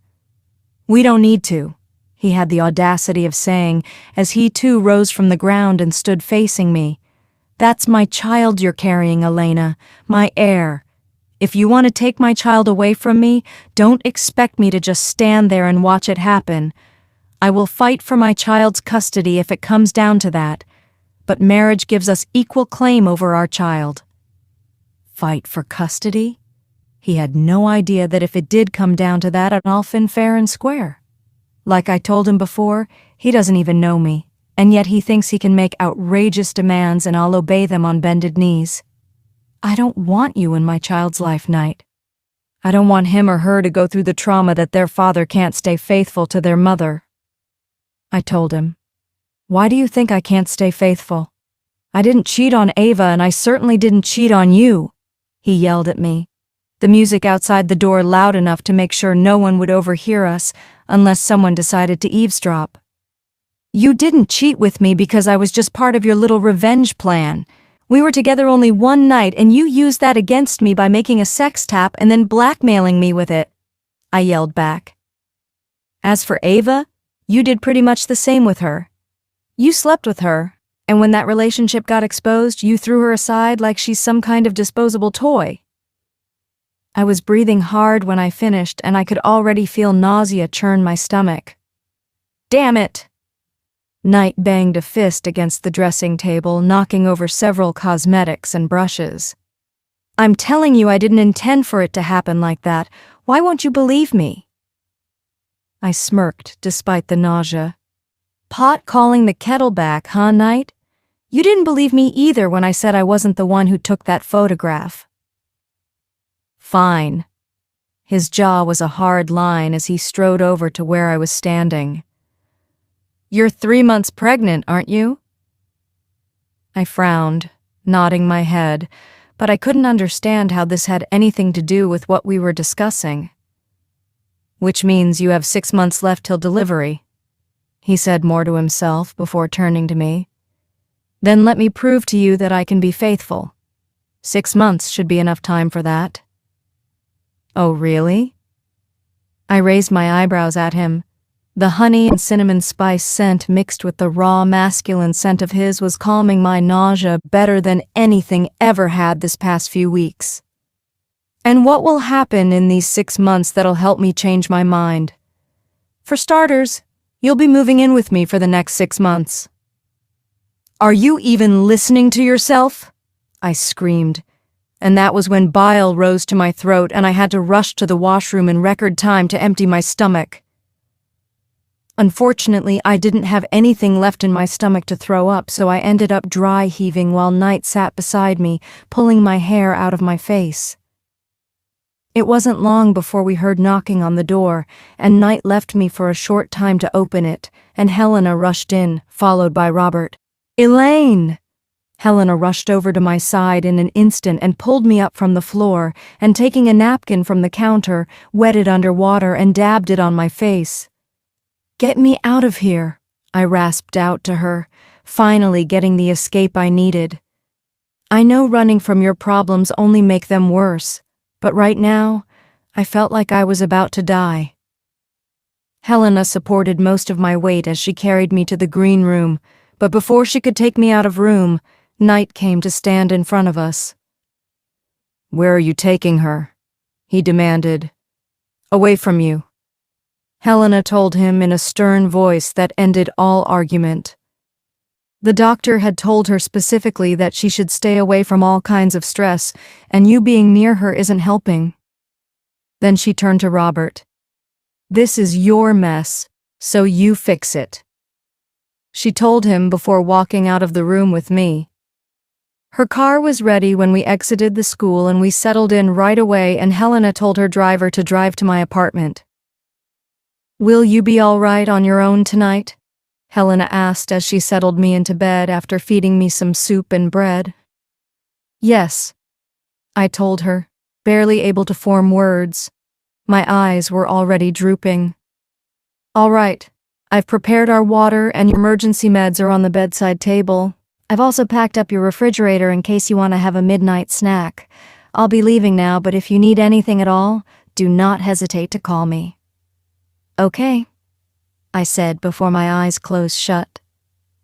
I felt Helena place a soft kiss on my forehead before she left, and I fell into a deep, dreamless sleep.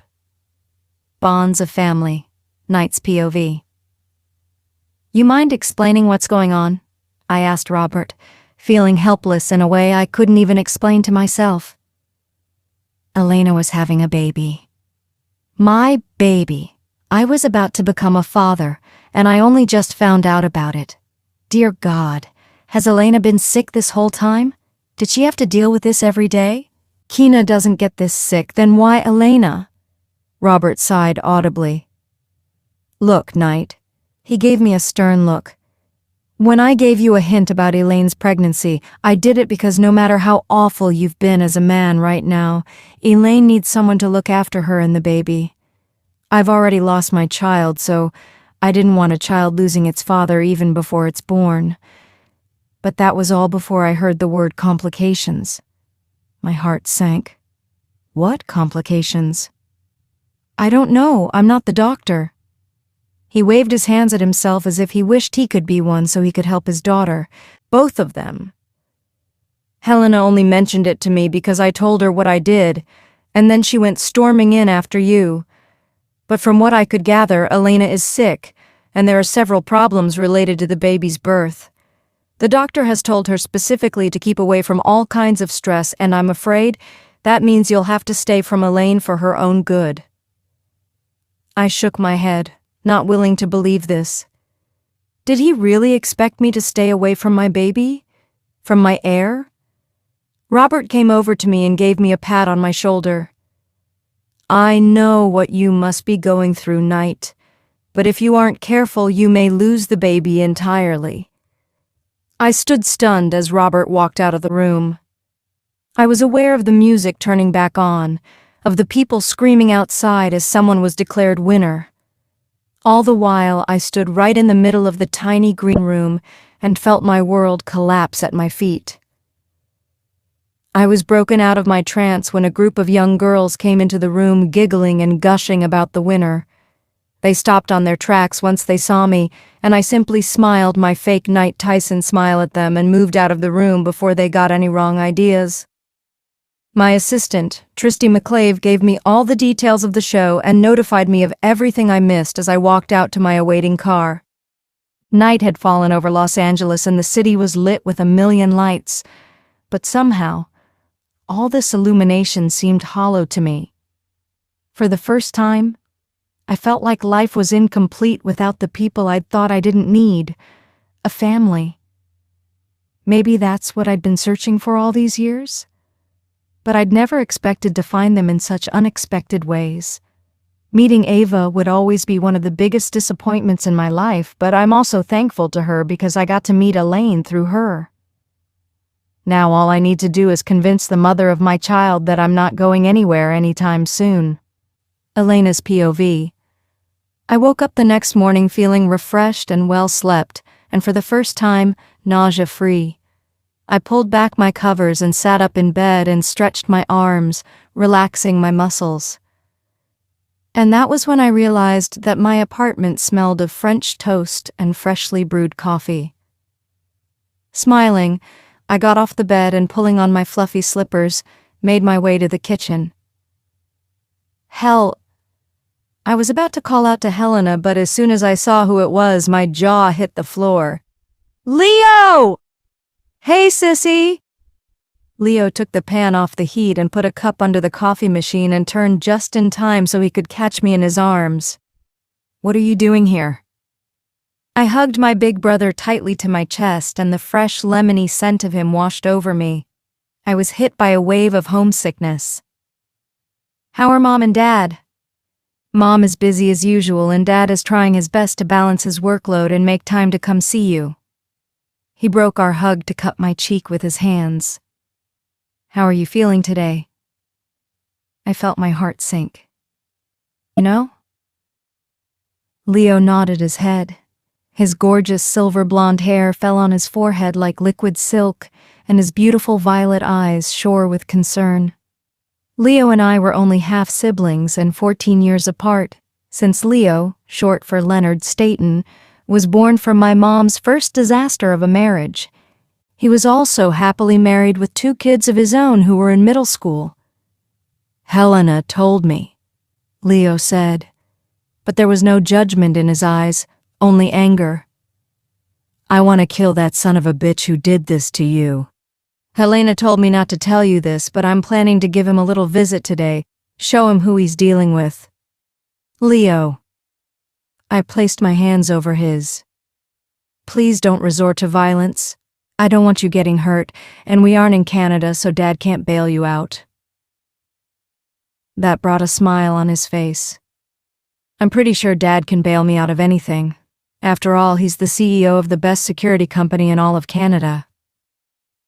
That sounds like something Dad would say. I leaned my head against his chest. Now, what were you cooking when I came in? I'm starved. Feed me. Leo laughed his big throaty laugh while holding me tight to his chest. Come on then, let's get you fed, little kitty.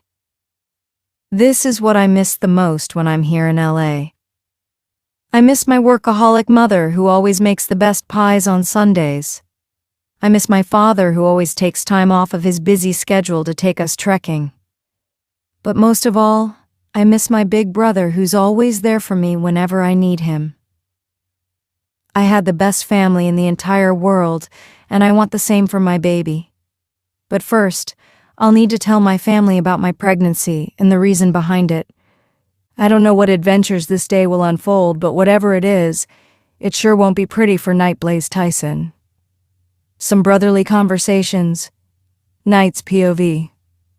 I took a closer look at the bouquet of bright pink carnations in my hand and debated on the color choice I'd made. Red would have been too bold, too demanding, and I didn't want Elena to feel trapped. Pink was the better choice, and since the industrially bred carnations no longer have any scent in them, it was safe for Elena to keep it in her room, if it didn't get flung at my face or the trash can, right after I handed them over. So I held the bouquet in my right hand and a large box of dark chocolates on my left, rang the doorbell and stood quietly with my heart in the pit of my stomach. What I wasn't expecting, however, was a tall man with silver blonde hair and violet eyes opening the door to Elena's apartment. I'm sorry. I must have gotten the wrong address. I told the older man and backed away, but stopped when I saw him smile. Knight Tyson, he said in a rough voice. Couldn't have chosen a more appropriate time to show up. I stared at the man in confusion, although I had this nagging feeling at the back of my head that he looked familiar. Do I know you? I asked. Oh no. His voice dripped with sarcasm, his eyes having turned cold. You don't, but you will very soon. Who is it, Leo? Elena peeked from behind the blonde guy apparently called Leo, her long hair wet from a shower, her big green eyes sparkled with curiosity, and I finally noticed the similarity between their facial features. Leo was a family member. Knight? Elena asked, surprised. Hi. I raised the bouquet and the chocolates to show her. I got theses for you. Elena's eyes turned weary. Why are you here? Yes, Mr. Tyson. Leo chirped in. I'd like to know that too. That's none of your bloody business, I growled at him. Really now? He was mocking me on purpose. Well, I'd beg to differ. Stop it, both of you. Elena pulled Leo back from the doorframe and gave us a look that offered no argument. Get in. I don't want the neighbors knowing what's going on in my life. I got inside her apartment obediently and shut the door behind me. Elena pointed towards the couches in her small living room, and I went and sat on the couch furthest away from Leo and placed the flowers and chocolates on the coffee table at the center. I'll get us some tea, Elena told us and walked towards the kitchen. Hold on, Kitty. Let me do it. Leo rose from the couch to go after her, but Elena just gave him a look over her shoulder that made him sit back down and made me want to laugh at the expression on Leo's face. But then she directed that look towards me, and I found out exact why Leo had turned so obedient. If looks could kill, I'm pregnant, not incapable, she told us sternly before entering the kitchen. With her gone, I finally turned to meet Leo's stare. Look, I know that you know about her and me. There is no her in you, Knight. Leo's voice was live gravel. You slept with her to keep her quiet about your misdeeds, and you completely forgot that she's someone's daughter, someone's sister, and they'd very gladly rip you to shreds if you hurt her. I cursed out loud. Jesus, I know that already, I snapped at him. Do you think I don't feel guilty for what I did? I was a moron. I acted before thinking. Is that what you want me to say? There. I already said it. If admitting your mistakes would have ended everything that's wrong with my sister, then trust me, I would be the happiest man alive. But it won't, and you know that. Christ, are you even listening to yourself right now? I asked him incredulously. She's not sick. She's pregnant. There's a living, breathing child inside of her. Another life. A child she should have had with someone who she loves and not someone who'd been out to get revenge. Leo snapped back at me, making me cringe. She bears a child, and then what, Knight? Share custody with you? This way she'll never be rid of you. You'll be the constant thorn in her side that'll never let her move on. I don't want her to move on, I said quietly, looking down at the bright pink flowers. Leo was quiet for a while before he asked, Come again? You heard right. I looked back up into his hard violet eyes. It was hard to tell that this guy was Elena's older brother. He looked so much older than her. But the similarities were definitely there. I don't want her to move on because I want to be a part of her life, and not just as our child's father. I want to be there as her partner, as someone who she can trust, even love. I continued on when Leo didn't speak. Look, I've done some pretty shitty things in the past, and I know nothing I say or do will ever make them better, but I want to do this right by her. I know she deserves someone far better than me, but I want to be the better man for her. Give me a chance to make things right. Give me a chance to prove myself to her. Leo sighed, massaging his temples like he had a headache. When he looked back up at me, the hostility in his eyes had diminished a bit. It's not my decision to make, Knight. He motioned behind me with his eyes, and I turned to see Elena standing behind me, leaning against the kitchen frame. Elena's POV. Making tea was just an excuse. Leo needed to question Knight about his intentions, and I needed to hear his answers. Leo had planned to visit Knight later this evening, but his showing up at my doorstep was both a boon and a surprise. A boon because Leo could now question him in my territory without having to worry about getting thrown out by his goons. Not that Knight looked like the kind of person who let his bodyguards protect him, but you could never tell. And it was also a surprise because I hadn't expected him to show up anytime soon, especially when Helena and Robert had both warned him about my condition. It also hurt to know about Leo. When he was talking about me not being able to move on, I knew he was referring more to himself. Leo was born from Mom's first husband, a man who is now behind bars for attempted to rape and murder charges and will rightfully never again see the light of day. But the scars from her first marriage had hurt Mom badly, and she'd shied away from men for more than 13 years until my dad came into her life. During that time, however, Leo had blamed himself for being a constant reminder of her past, even when Mom had repeatedly told him she wouldn't have had things any different. Daddy loves Leo too, but since he's 4 years younger than Mom, Leo and Dad have an age difference of only 14 years, so they're more like friends than father and son. Leo even calls him Jackson instead of Dad. I came out of the kitchen and leaned against the door jamb when Leo and Knight fell silent. Leo looked at me and then answered Knight's question. It's not my decision to make, Knight. Knight looked at me at that instant. His blue eyes had dark shadows under them and his jaw had a 5 o'clock shadow, like he hadn't shaved this morning. In fact, he looked like he hadn't slept the entire night. Leo stood up from the couch and walked over to me and kissed my forehead lightly after he came to stand in front of me. I'll be out for a while. Need take care of some work, he told me. Will you be all right on your own? He motioned behind him at Knight. I nodded my head. Knight would never hurt me, that much I was sure of. I'll be fine. Okay then, I'll see you tonight. With that, Leo left through the front door, leaving me alone with Knight. Decisions and promises. Elena's POV. Are you all right?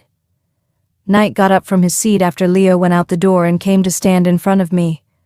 You look a bit pale. I shook my head at him. I'm fine. How are you feeling today?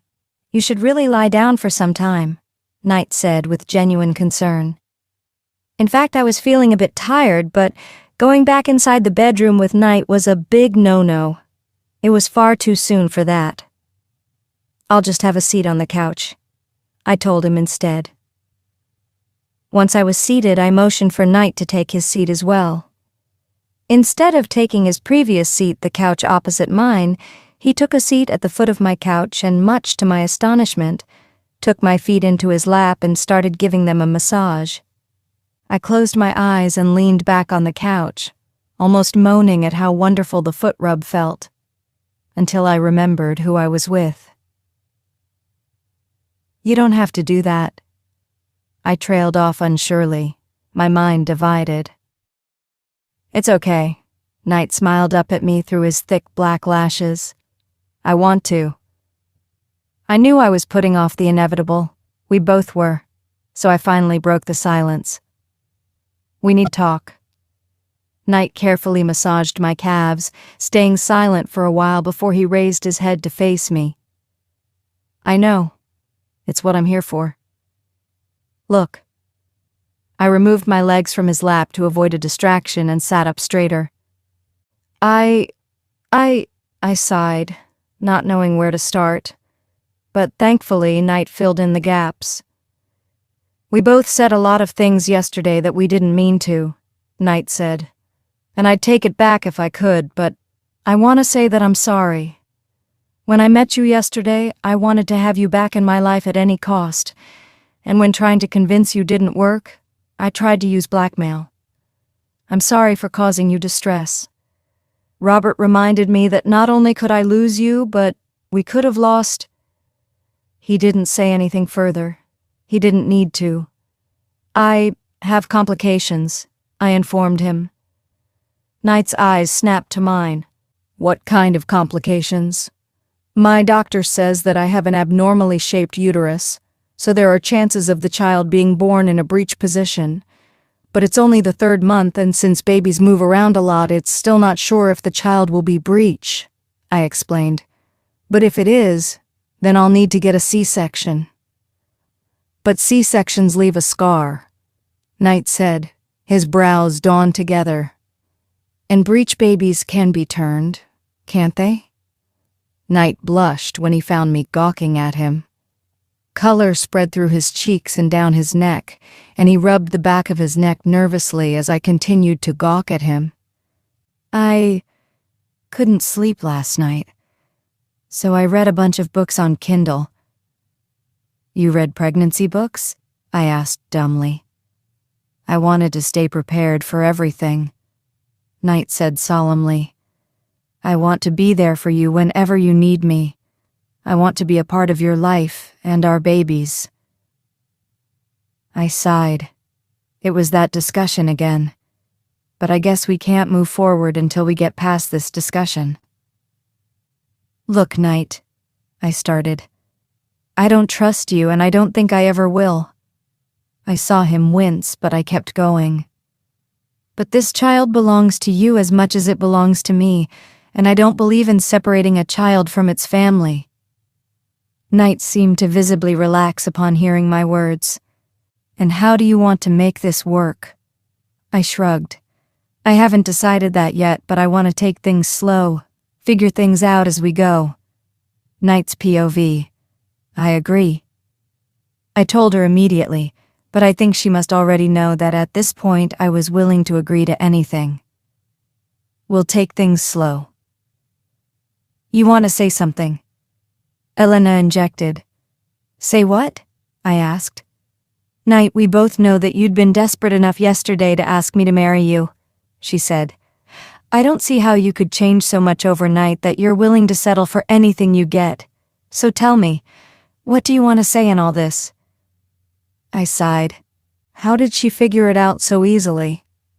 I had my hands clenched on my lap, my nails digging into my palms with so much force that it hurt to unclench them. I liked to believe that I was a difficult man to read, but lack of sleep and scattered thoughts weren't the best possible combination while trying to maintain your composure. And Elena was an intelligent woman. She didn't seem like she could be easily persuaded, and not to mention how stubborn she was. Will you move in with me? I asked. Demands won't get me anywhere, and like Elena said, she doesn't trust me. I'll need to earn her trust first if I want to be anything more than the father of our child. She instantly looked weary, so I tried my best to convince her.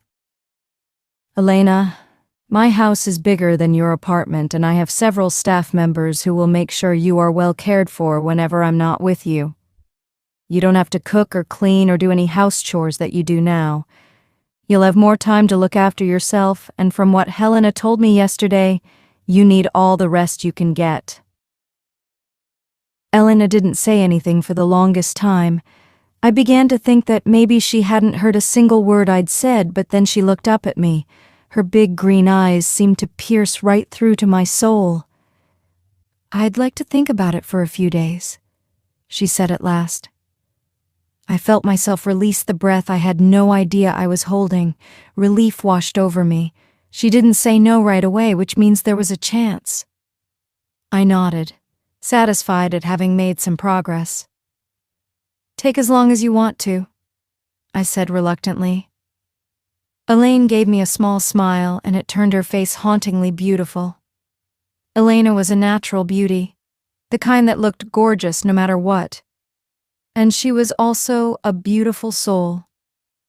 As much as I had learned about her, she was kind and intelligent and had an iron will. I'd already let her go once, blinded by my rage to have actually thought my decision through, but I'd be a fool if I let her go again. This time I made a promise to myself. Elena will be mine before our baby was born. Our baby will always have both parents in its life, who loved them just as much as they loved each other.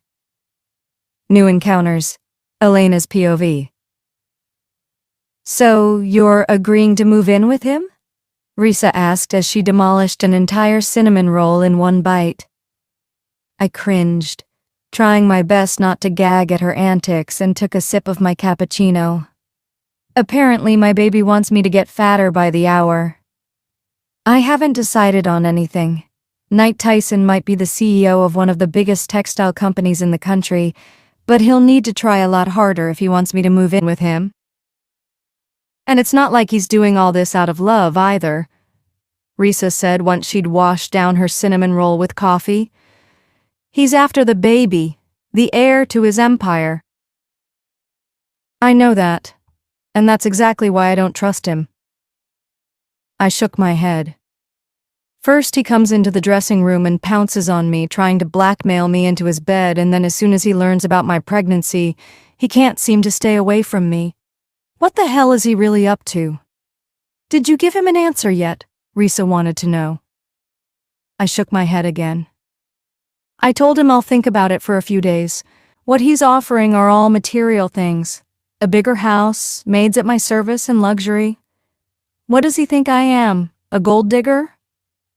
But Elaine, that does sound kind of useful. You have loads of complications in your pregnancy. Won't it be better if you had people look after you? Risa frowned.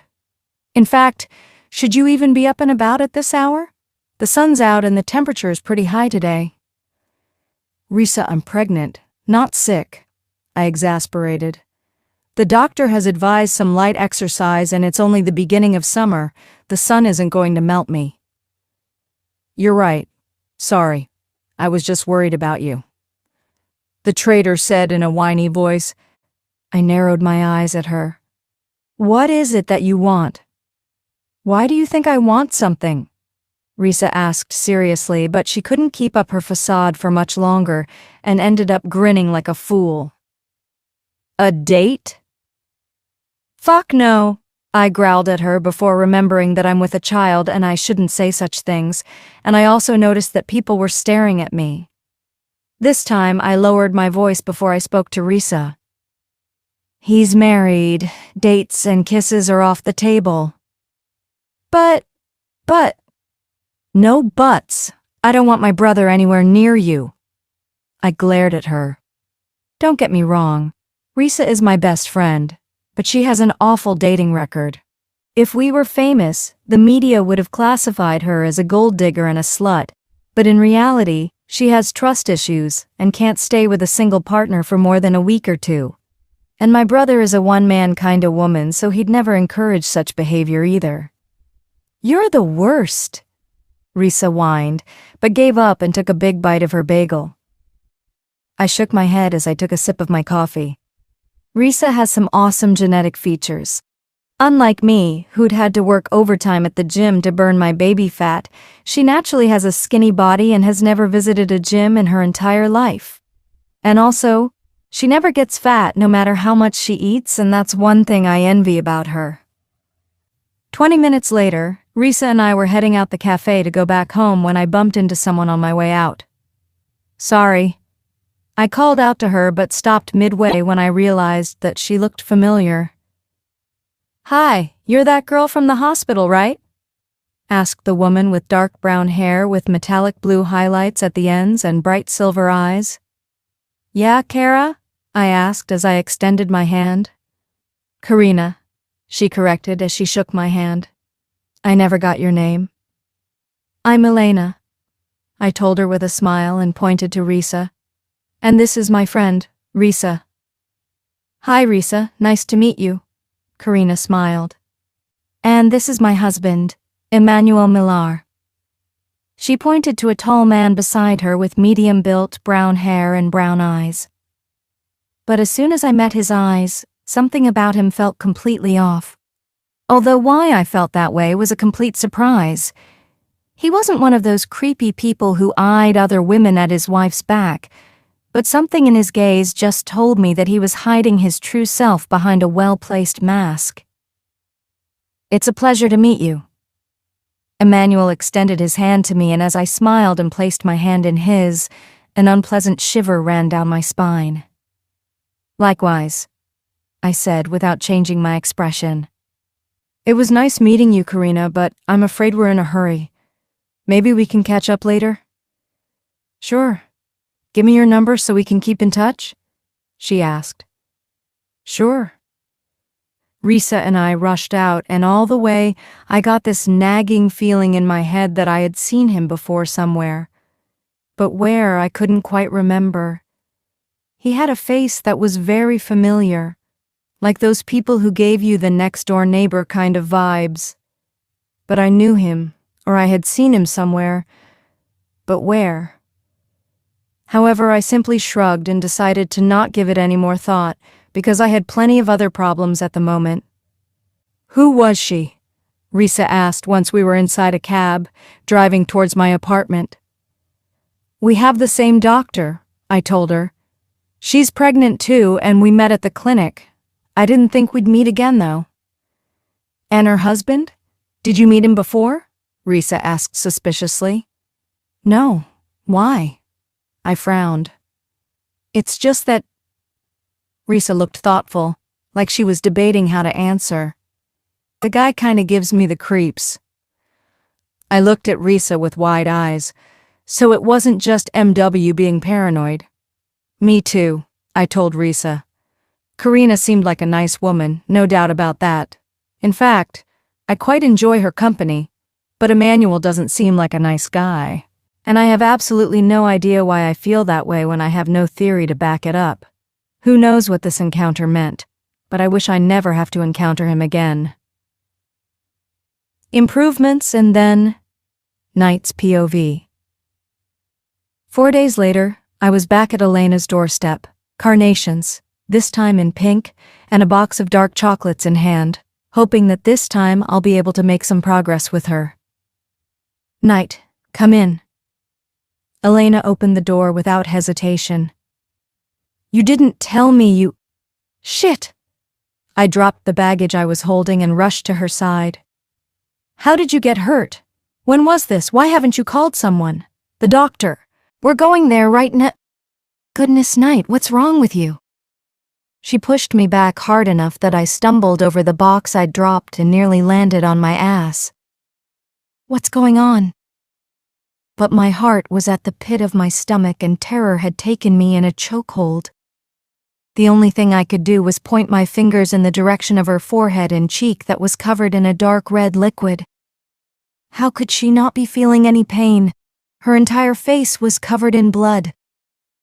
Elena touched her forehead and cheeks with her fingers and brought them in front of her face, her brows frowning in confusion.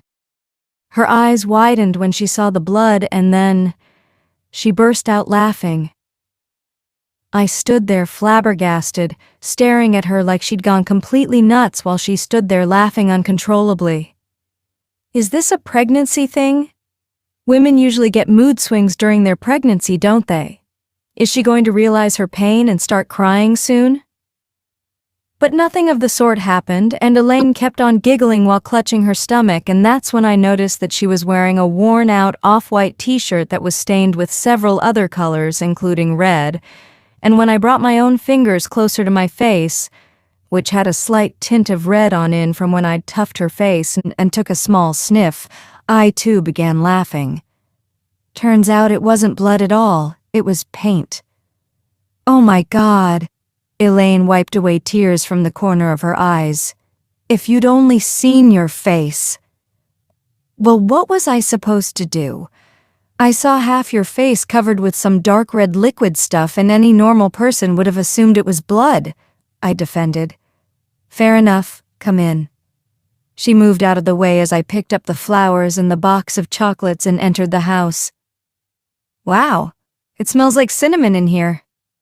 I sniffed the air to get more of the delicious scent into my nostrils. I'm making cinnamon rolls. Elaine walked over to her kitchen to check on the said rolls in the oven. There'll be another 20 minutes. Do you want some beer? Sure, thanks. I handed over the blowers and the box. These are for you. Sorry about the box. It fell to the floor earlier. Oh, that's all right. With the way my chocolate cravings have been the past few days, I can eat them off the floor, she said as she handed me a beer bottle from the fridge and went over to the sink to put the flowers in a glass jar. Why do you have so many beer bottles in your fridge? You aren't drinking any, are you? I asked suspiciously. I didn't need a pregnancy handbook to tell me that alcohol is harmful for the baby. No, I don't feel like it either. These are just for friends who keep dropping by unannounced. You can have more if you want, Elaine told me as I took a sip of the ice-cold beer. She then tied her hair up in a messy bun and began rinsing her face under the water. She turned towards me halfway through to show me now almost clean face. Did I get all of it? No, just a tad bit near your hairline. Yeah, right there. I guided her as she wet her hands and wiped her face clean of the red stain. Thanks. She used a spare kitchen towel to wipe her hands and face as I finished off the beer and disposed off the bottle. She then took off the white color-stained shirt she had on to reveal a blue spaghetti-strap tank top under it. She kept her black knee-length skirt on and let her hair back down to fall gracefully around her shoulders. The entire time I heard her humming a tune to herself. The song felt familiar, but I couldn't remember at the moment where I'd heard it before. You seem to be in good mood today, I noted. I know she'd promised to give this a try, but she always had these stress lines on her forehead whenever I was near her. Today, however, she seemed more open, more relaxed. It was the first glimpse I had of the real Elena Thunder, well, if that is her real name. I'm usually in a good mood when I paint, she said before giving me a pointed look, which I'm not sure is something you should be asking a pregnant lady. Shit, sorry. I apologized both for the question and for cussing. It's okay, she said before moving away from the kitchen and towards a room. You coming?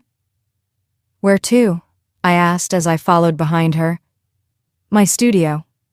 She called out without turning and then opened a door right next to her open bedroom door and entered. Come on in. I entered a little hesitantly. Was she taking me to some secret room so she could murder me and bury me there for no one to ever find me again? Although I highly doubted that part, I was still a little weary to enter the room. But when I finally did, I was left transfixed to my spot, completely and utterly spellbound. The room wasn't very big, but the entire space was covered with dozens and dozens of paintings. The room had a high ceiling and each wall had at least 15 to 20 paintings on it, except for one wall that had almost 50 small paintings that made up one large scenery. The small paintings all had some kind of unique detail, and each one could be used separately, but together they were a masterpiece. It was scenery of heaven. The bottom half was made of clouds floating above the mountains, while on top was a land filled with greenery and beautiful flowers with swans swimming gracefully on a lake, a little child with tiny wings, most probably Cupid from the looks of it, sitting on the grass and aiming at a pair of swans that were supposedly moving away from each other on the water. Wow, I breathed. This is gorgeous. Thanks, Elaine said as she covered a painting with an entire sheet of blotting paper. I walked up to the nearest painting on the wall. It was of a ballerina mid-jump and she was wearing a white dress. It was stunning how Elena had defined the dress from the background with tiny details, and the posture of the woman itself looked like it was a still photograph rather than a painting. ? That's your pseudonym? I asked while tracing the words on the bottom of the painting with my fingers. Yeah, it had several meanings so no one can trace it back to me. Elaine came to stand beside me. Besides, it's a common knowledge amongst most people that models don't know a lot besides sitting down and looking pretty. I couldn't exactly disagree with her on that point since I know a lot of models whose only concerns are makeup and clothes, but there's also the fact that models make a living by the way they look and dress, so, who inspired you to become a model? I asked instead. No one. I just wanted extra cash so I could pay for college tuition. 20 questions. Knight's POV. You paid for your college tuition? I asked her. What about your parents? They didn't help you pay for it? Oh, they wanted to. She shook her head. But I insisted that I'd pay for my own tuition. I was 18 and I could earn my own money. That's so sensible. Not a lot of people would think that way. I told her thoughtfully. I know. My brother was my biggest inspiration, actually. He started working way before he turned 18. She said. He didn't really have to work since both my dad and mom have their own companies that he could inherit, but he decided to be a painter instead. So he's a painter, I said. That seemed like the only part of her story that sounded believable. Her mom and dad owning companies, though, I somehow found that impossible. Why would she have to work as a model if her parents owned separate companies? Shouldn't she be living off of their riches? From the look on your face, you don't believe me, do you? She asked out of the blue, leaving me a bit startled. But it's not your fault. A lot of people think that the only degree a model can have is on makeup or hairstyles. I did feel somewhat relieved that she hadn't picked up my actual thoughts. On the contrary, I have met models who were highly educated and had picked up modeling as a side job to pay for tuitions, but later on they decided to stay because they felt comfortable doing it. Is that why you want to continue modeling after our baby is born? Who said I wanted to continue modeling? She asked as she went on to another section of the room and arranged a few canvases that were about to fall sideways. I wanted to get enough customers as an artist so I can make painting my full-time occupation. I have a steady set of buyers that keep increasing every month or so. I'm just waiting for the perfect amount of customers so I don't have to model anymore. That sounds cool. By the looks of it, you should be having tons of customers already. I told her, and it was the truth. She had amazing talent, and it shouldn't be that hard for her to get enough customers. You know, this oddly feels like we're playing 20 questions. You've been asking me a lot since you came in. Is that a bad thing? I ask. We don't really know anything about you, so I thought I'd ask you. That's all right, she said. But you know this goes both ways, right? I don't know a lot about you either. Your life, your hobbies. I have absolutely no clue about them. Sure. It was only fair that we get to know each other. After all, we have the rest of our life to spend together. What do you want to know? Let's see. How many girlfriends did you have? She asked right off the bat. Do I really have to answer that? I asked while nervously scratching the back of my head. Yeah, you do. She nodded. You just saw a major portion of my life. I need to know how many ex-girlfriends you have and how many more kids I can expect to pop up in the future. You really think so low of me? I asked, frowning. A person who was willing to play the hero for a woman who cheated on her husband and her children, that too with only half-known facts and reckless conclusions. I think you're capable of anything, Nightblaze Tyson, she said extremely politely. Oh, would you look at that? It's almost time to get the cinnamon rolls out of the oven. With that, she made her way to the kitchen, leaving me no choice but to follow behind her. Why was she holding this incident against me even now? I told her sorry a million times. I'm trying to make it up to her. What else can I do to make it better? So, where's your brother? I don't see him around. I decided to change the subject. Yeah, he went back home to Canada, she answered. His wife was having trouble dealing with the twins alone. He seems a lot older than you, doesn't he? I asked, just as a beeping noise filled the kitchen. He is. Elaine put on her oven mitts and turned the timer off before going over to the oven. We're 14, nearly 15 years apart. Sometimes it's like having a second dad. He and my dad would often gang up on me if I didn't do well in school or got a B in a science project. But I had my mom to back me up, so we were a pretty even team. God, I miss being home. The last bit was said on a sigh. Lucky for you, I told her, feeling a little jealous. My parents were always away from home, expanding their business, so we pretty much grew up ourselves. We? Oh, I haven't told you yet. I have a younger sister. Her name is Karina, but I just call her Kina. Wait, Karina? Elaine stood up with a baking tray in hand and placed it on the counter. Does this Karina have short brown hair with blue highlights, silver eyes, and a husband with a weird mane? Oh, and is she pregnant too? I frowned at her. Yes to all of those. Wait, how do you know my sister again? Oh, crap, she muttered. That does not sound good. It's not. Well, not for you at least. A sinking feeling set in my gut. Elena, what did you do? Well, she chewed her lower lip. I might have told her that the baby I'm having is with a jerk of a man who ran off after a one-night stand and didn't want anything to do with me or the baby. Oh, God. I could already feel beads of perspiration form on my forehead. Shit, I'm in heaps of trouble. And it gets worse, Elaine said with a grimace. What could possibly be worse than Elaine knowing my sister? The doorbell rang before Elaine could have finished the sentence, and Elaine gave me a look of utmost pity. That would be her. Dear God, kill me now. Between a rock and a very hard surface, Elena's POV. I watched the color drain out of Knight's face as soon as I told him who might be at the door, but as much as I wanted to feel sorry for him, I kind of felt like he deserves this.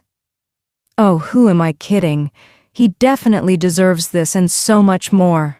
Serves him right. I took off my mitts and went over to the couches where I had placed my shrug and pulled it on real quick while Knight stood frozen beside the kitchen counter. To be honest, it was his fault for arriving unannounced. Karina and I had made plans a couple days earlier when we'd been texting each other, and she'd found out about my side job. I'd sent her a few sample pictures of my work that she'd loved, and she'd asked if she could buy one from me. It was a painting of a woman standing under a tree with a child in her arms. I had drawn it a while back, but since I had a picture of it saved up in my phone, I'd sent it to her. Karina had said it was perfect for her since she was pregnant too, and wanted to place it in her bedroom, and how could I have let down a client? To be fair, I told her all those things way before we met for the second time. I told him as I rushed past him on my way to the door.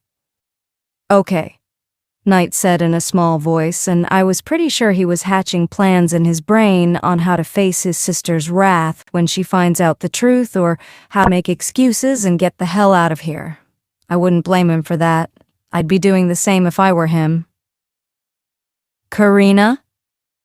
I opened the door to the petite woman who was wearing a teal-colored dress that complemented her eyes and was holding a bog of paper bag in her hand. Hi, Karina greeted excitedly. I brought some homemade chicken casserole for lunch. I'm sorry I didn't ask. Are you all right with it? Yeah, sure, it's cool. I welcomed her into the house. So far, I'm all right with chicken, but I can't stomach any other meats these days. I know, right? She exclaimed. I've been the same recently. I can't have anything but chicken these days. I'm pretty sure I'll be a fluffy little chicken by the time this little kitten is born." She rubbed her belly for emphasis. "Thanks. I've made cinnamon rolls for dessert," I told her, much to her delight. "Oh my God, I love Blaze." Her tone changed from delighted to confused as she finally noticed her brother standing in my kitchen. "What are you doing here?" Before Knight could open his mouth and vomit out a gallon of lies, I decided to take matters in my own hand. "Karina, I think you'd want to sit down for this." I guided her to the couches and took a seat with her as Knight, if possible, paled even further. "Blaze! Elena! What happened? How come my brother's at your house? How do you know each other?" Karina looked from me to Knight and then back to me again, but Knight remained fixed to his spot. "Remember what I told you about the father of my child?" I asked her grimly, and Karina nodded her head slowly, her face turning weary. "Well, that's him." "Oh dear." Karina's hands went to her chest as she looked at her brother in dismay. "Knight?" When Knight didn't say anything, Karina turned to me looking deeply shaken. I seriously don't know what to say. I'm so sorry, Elena. I know it doesn't matter if I say sorry or not. It's already too late for that, but Hey. I placed a hand on her shoulder to calm her down. "You need to relax. It's not good for the baby if you get stressed like this. Look, what's happened cannot be undone. The only way out is to move forward." "I'm so sorry." She took my hand in hers and gave them a light squeeze. "Do your parents know?" I shook my head. "My elder brother does, and he's currently gone back home to inform my parents and ease them into the situation," I told her. Knight gave a distressed moan like he was being physically assaulted. He was indeed stuck between a rock and very hard place. "Hey, Leo," I answered as soon as I saw the caller ID, but I would have never expected what happened next. "Hello, honey." "Mom?" I spoke in a shocked whisper. Kina sat up on the seat, looking even more worried, and Knight looked even more panic-stricken. But what surprised me the most was when Kina suddenly grabbed onto my arm and shook her head vigorously to stop me from telling anything about her brother. My expression hardened instantly, and I shrugged off her hand and got off the couch to hear what my mother was telling me. "Your brother just told us what happened," she said in an extremely calm voice. Which was more reason to worry because she usually got calm when she was really upset or really angry or both. "We'll be catching the noon flight tomorrow. Your father and I've decided to bring you home." "What? Why?" I asked, dismayed. "Elena, we've let you do everything on your own until now because we knew you were capable, but there are certain things that we need to guide you through," Mom told me. "I can't let you go through what I did, honey, and as much as I've heard from Leo, I'm concerned about you." I sighed. "Okay, I'll be seeing you tomorrow evening then?" "Sure," she said before saying her goodbye and hanging up. When I turned around, Karina was looking majorly concerned and Knight looked ready to pass out. "What happened?" Knight asked, his voice sounding strained like he was under a lot of pressure. Well, he had no idea what was about to happen next. "My parents just found out about my pregnancy," I told them. "They're coming here to take me home." Unexpected arrival. Elena's POV. That night, I hardly got any sleep. The fact that I've messed up enough so my parents have to step in kept constantly haunting me. The thought that I had disappointed them enough for them to step in, it was just too stressful. I wanted to come to LA so I could prove to them that I was a hard worker and that I could pave my own path. That I didn't need the McAllison and Thornton names to be famous. But I ended up making things a lot worse. And not just for myself, but for my parents as well. I could only imagine the scandal we'll all be facing once word gets out. A sudden thought crossed my mind, a thought that I immediately dismissed, but the seeds had already been planted. What if it could actually work out? What if I married Knight? No. I'd already dug my grave. I couldn't let my child suffer too, in case things went south with Knight. Besides, how much did I even know the guy? I didn't even know who his parents are, how his family thinks, or what he does exactly. And I couldn't spend my life with someone I didn't love. Love has always been one of the most important factors for me in any kind of relationship. I'd grown up in a family that was filled with love. My mom and dad had always been my ideal couple, and it was clear to everyone who saw them together that they were madly in love with each other. And then there was Dad and Leo, who weren't related by blood, but no one could deny that they were father and son. And then there was me. I had grown up with not one but two fathers, my dad and Leo, who always stood on either side of me, fending off any trouble even before I'd realized it was a threat. Frustrated and tired, but not at all sleepy, I got up from my bed and went straight to my closet to change into an old pair of jeans and a shirt, both of which have been stained multiple times before. And then I headed straight for my art room. I woke up with a start and looked groggily around the room, feeling tired and disoriented. Ding dong. The bell rang once again, and I realized that's what had woken me up in the first place. I looked around the room and groaned. I'd fallen asleep in my art room once again, with paint sticking to my face and hands, and now they'd dried on my body, making it extremely uncomfortable. I got up slowly and stretched, looking over at the clock on the wall. It read 7:30 a.m., which meant it just might be my parents. Dreaded and also a little bit excited to meet them, I got up from the spare mattress that I keep in this room, just in case I fall asleep while painting. By the time I reached the door, the people on the other side had already rung the doorbell 3 more times and were probably calling LAPD for assistance. But when I finally opened the door, I came face to face with a big bouquet of pink and orange lilies. "Knight," I began, exasperated.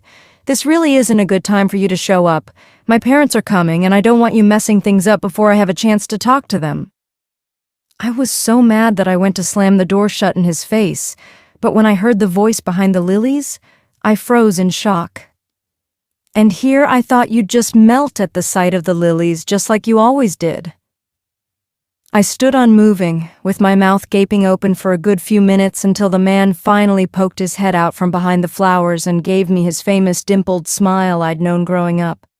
"Landon?" "In the flesh." He mock-bowed while holding up the flowers in his hands so I could take them from him. "Aren't you going to invite me in?"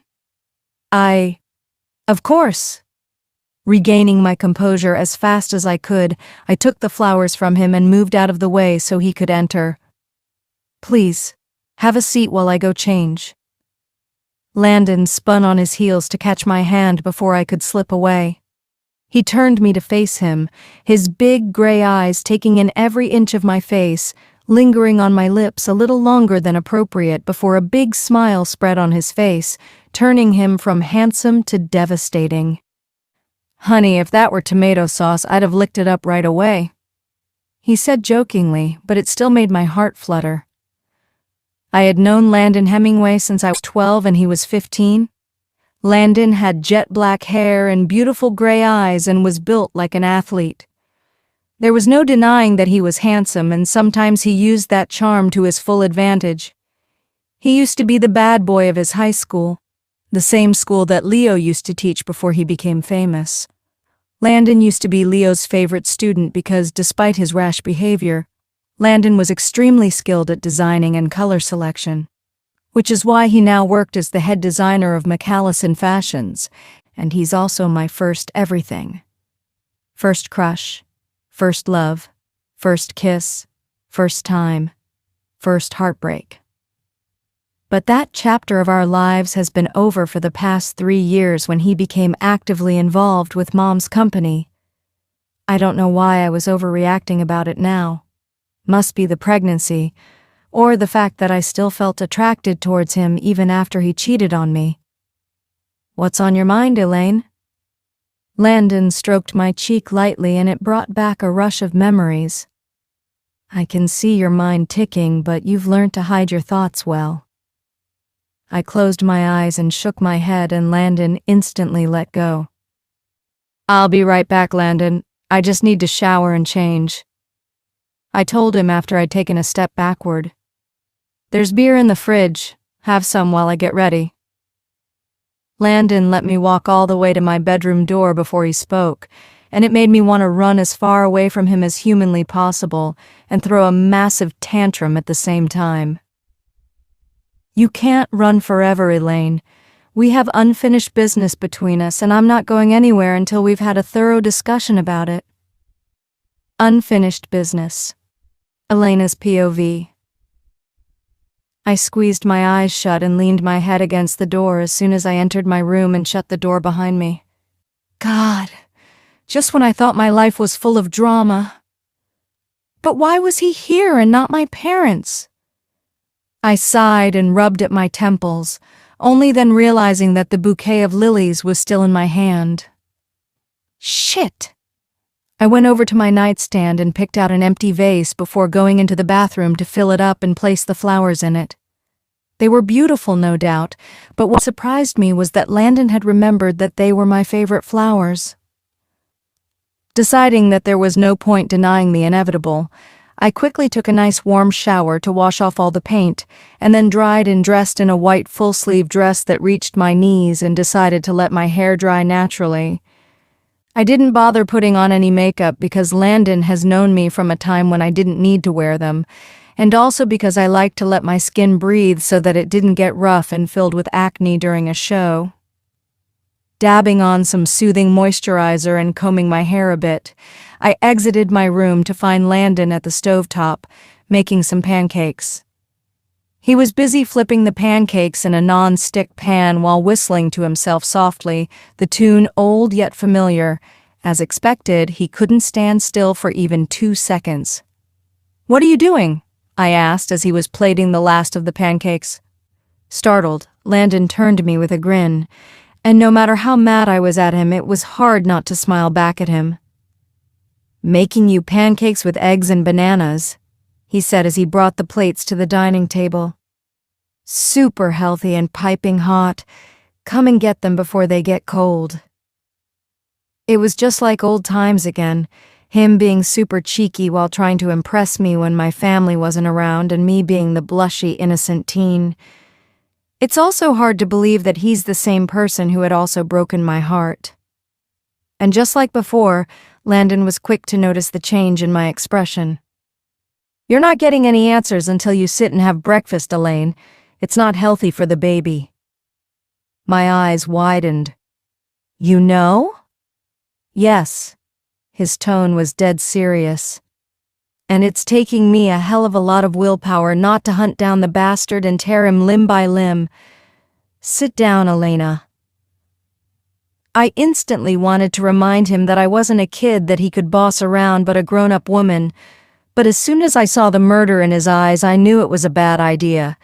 Landon got mad easily, but it dissipated just as quick. But it was very rare to get this pissed off, and when he did, things got bloody. So I went over to the table and sat down next to him and ate my pancakes quietly while he sat and watched. "I didn't cheat on you." I nearly coughed out everything I'd eaten. "What?" "I didn't cheat on you," he repeated while dabbing a napkin on my lips. "Yes, I got drunk and made out with another woman. Yes, it went as far as the two of us getting naked and climbing into the same bed. But I never fucked her. I was too drunk and I passed out, and the girl took revenge for that by rubbing it in your face." "Why are you telling me all this now?" I asked him straight up. "And what makes you think I'll believe you?" Landon gave a sad smile. "I know it's been 3 years, but I can still remember how we'd fought that day. You'd already bought tickets for LA and you didn't even tell me. You were auditioning to become a model and you didn't even tell me. You left me alone that day without even telling me or letting me explain." He took a strand of my hair and twirled it in between his fingers. I guess you'd hurt my pride more than I let anyone believe. Why aren't my parents here? I asked the question that had been bugging me ever since he arrived. Because I convinced them not to, he said simply. Because I told them I'll be the one bringing you home. I gulped, a sinking feeling setting in the pit of my stomach. When? First flight tomorrow morning. Why tomorrow? I asked. I thought you'd be a caveman and throw me over your shoulder and drag me home right away. His gray eyes lit up with an emotion I was all too familiar with. Oh, I want to do that all right, and a hell lot more, but I'm trying to be a gentleman for the baby. I shifted in my seat until I faced him, and instantly I felt his eyes drift to my stomach, but the dress I was wearing hid the tiny baby bump I currently had. I waited, holding my breath to see how he'd react. I didn't know why, but his opinions mattered. It always did, and it always will. First love was hard to forget, and Landon had been a lot more than that. A lot more than I ever wanted to admit, even to myself. Finally, after a few long minutes of staring, Landon shifted his hand to lie on my belly, over the dress, and I felt myself suck in a breath. His touch was gentle, caring, and I knew he'd never harm the baby. I want to rip that bastard to shreds, Landon said, his voice rough yet gentle at the same time. But this child is a part of you, and I'd rather die than let you get hurt. I felt a lump form in my throat. Landon, Night won't give up without a fight, Landon said, surprising me yet again. It's his child, his heir after all. But I won't either. I've let you slip away once, Elaine. But I'm not going through hell once more. Start packing. I'll arrange for the rest of your stuff to be delivered to your home within this week. With that, he got up from the seat, taking the plates with him to the sink. Landon was right. Night won't give up. And neither would Landon. Both men seemed to have that in common. On one hand, my connection with Night was new. I also knew that he was genuinely trying to make things better between us. On the other hand, Landon and I've had a relationship for over 8 years, and that kind of connection didn't just go away, no matter how much I try to ignore it. As usual, God just had the perfect plan to make my life a complete and utter mess. Nerve-wracking, Night's POV. I made my bed, went over to the kitchen to make myself some coffee, waited patiently for the coffee to get done, drank the entire cup and then headed back to the bed, twisted and turned restlessly and then got up to make the bed again. By now, I'd already drank 5 cups of coffee and my bladder was about to burst, but I couldn't seem to snap myself out of this crazy ritual that I had going on since this morning. I was more than a little nervous and I didn't know what to do about it. Yeah, sure, Night. You're a perfect example of a nice guy. First screw a girl without knowing her marital status. Then see yourself plastered all over the newspaper in a shameful position. Then go check the CCTV footage and find some innocent girl moving around backstage doing her business and instantly assume that she's the culprit. And then do the unthinkable and fool her at a bar and have revenge sex after getting her drunk. And then bam, get her pregnant. And now all I can do for Elena is be by her side till the end and marry her, so our baby gets the love of both parents. And for that, I'll need to ask her parents for her hand. Yeah, right, as if her parents were jumping with joy at having their daughter pregnant by a complete stranger. What a track record I've made. I should be fucking proud of myself. I should just jump off a cliff and save everyone a great deal of trouble. My phone rang at that moment with my sister's caller tune, and I hesitated to pick up. Kina was pregnant too, with her husband's child. It wasn't all right for her to stress this much, and neither should Elena, but there was nothing I could do to help her. When I'd sex with her, I'd never thought she'd get pregnant. It was just revenge fuck for God's sake. But now karma had fucked me over big time, leaving me to deal with the consequences alone.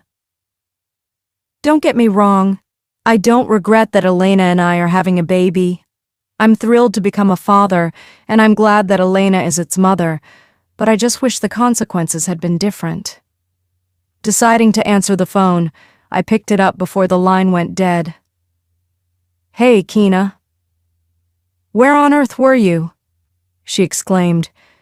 "You know how worried I get if you don't pick up the phone. Now tell me, did you hear anything from Elena yet?" "No." I pinched the bridge of my nose as I paced the length of my kitchen with my phone to my ear. "I haven't heard from her yet, and I don't want to disturb her time with her parents. She'll be seeing them after a long time." "Fuck that." I was so stunned at Keena's cussing that I stopped dead in my track.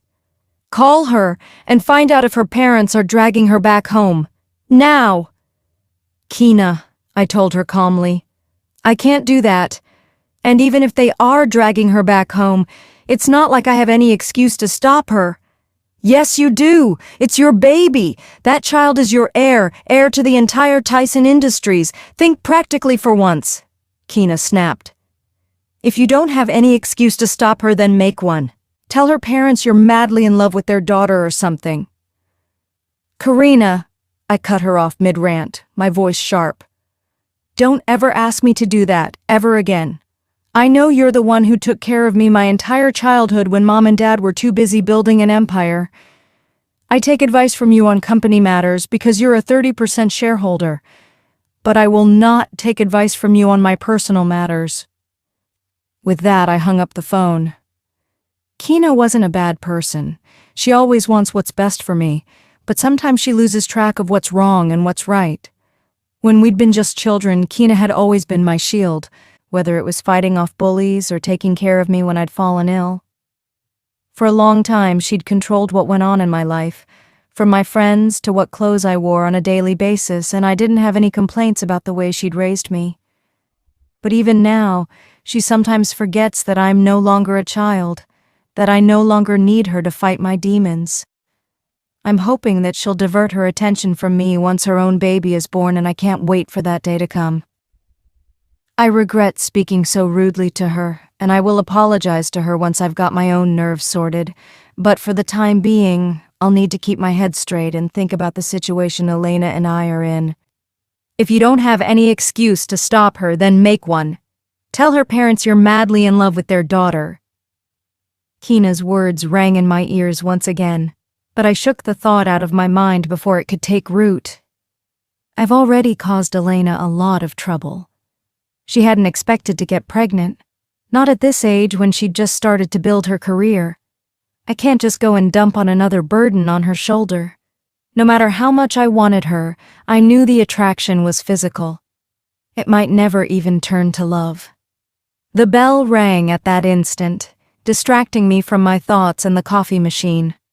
I just hope it wasn't Keena here to lecture me some more on how I should deal with Elena's parents. But as soon as I opened the door, for the second time today, I was stunned into stopping in my tracks. "Elena?" Choices we make. Elena's POV. "Hi," I told Knight awkwardly as I stood outside his door. "Can I come in?" "Oh, of course." Knight seemed to snap out of his stupor and moved aside to let me through. "Please, have a seat. Why didn't you tell me you were coming? I could have come to pick you up." "I didn't want to trouble you in case you had plans." I entered his penthouse apartment and felt quite impressed with the decor inside his house. "Your house is really beautiful." "Thanks." He rubbed the back of his neck awkwardly. "I can give you a tour if you want." "I do, but maybe later." I told him as he guided me over to the living room, and I sat down on one of the comfortable blue sofas.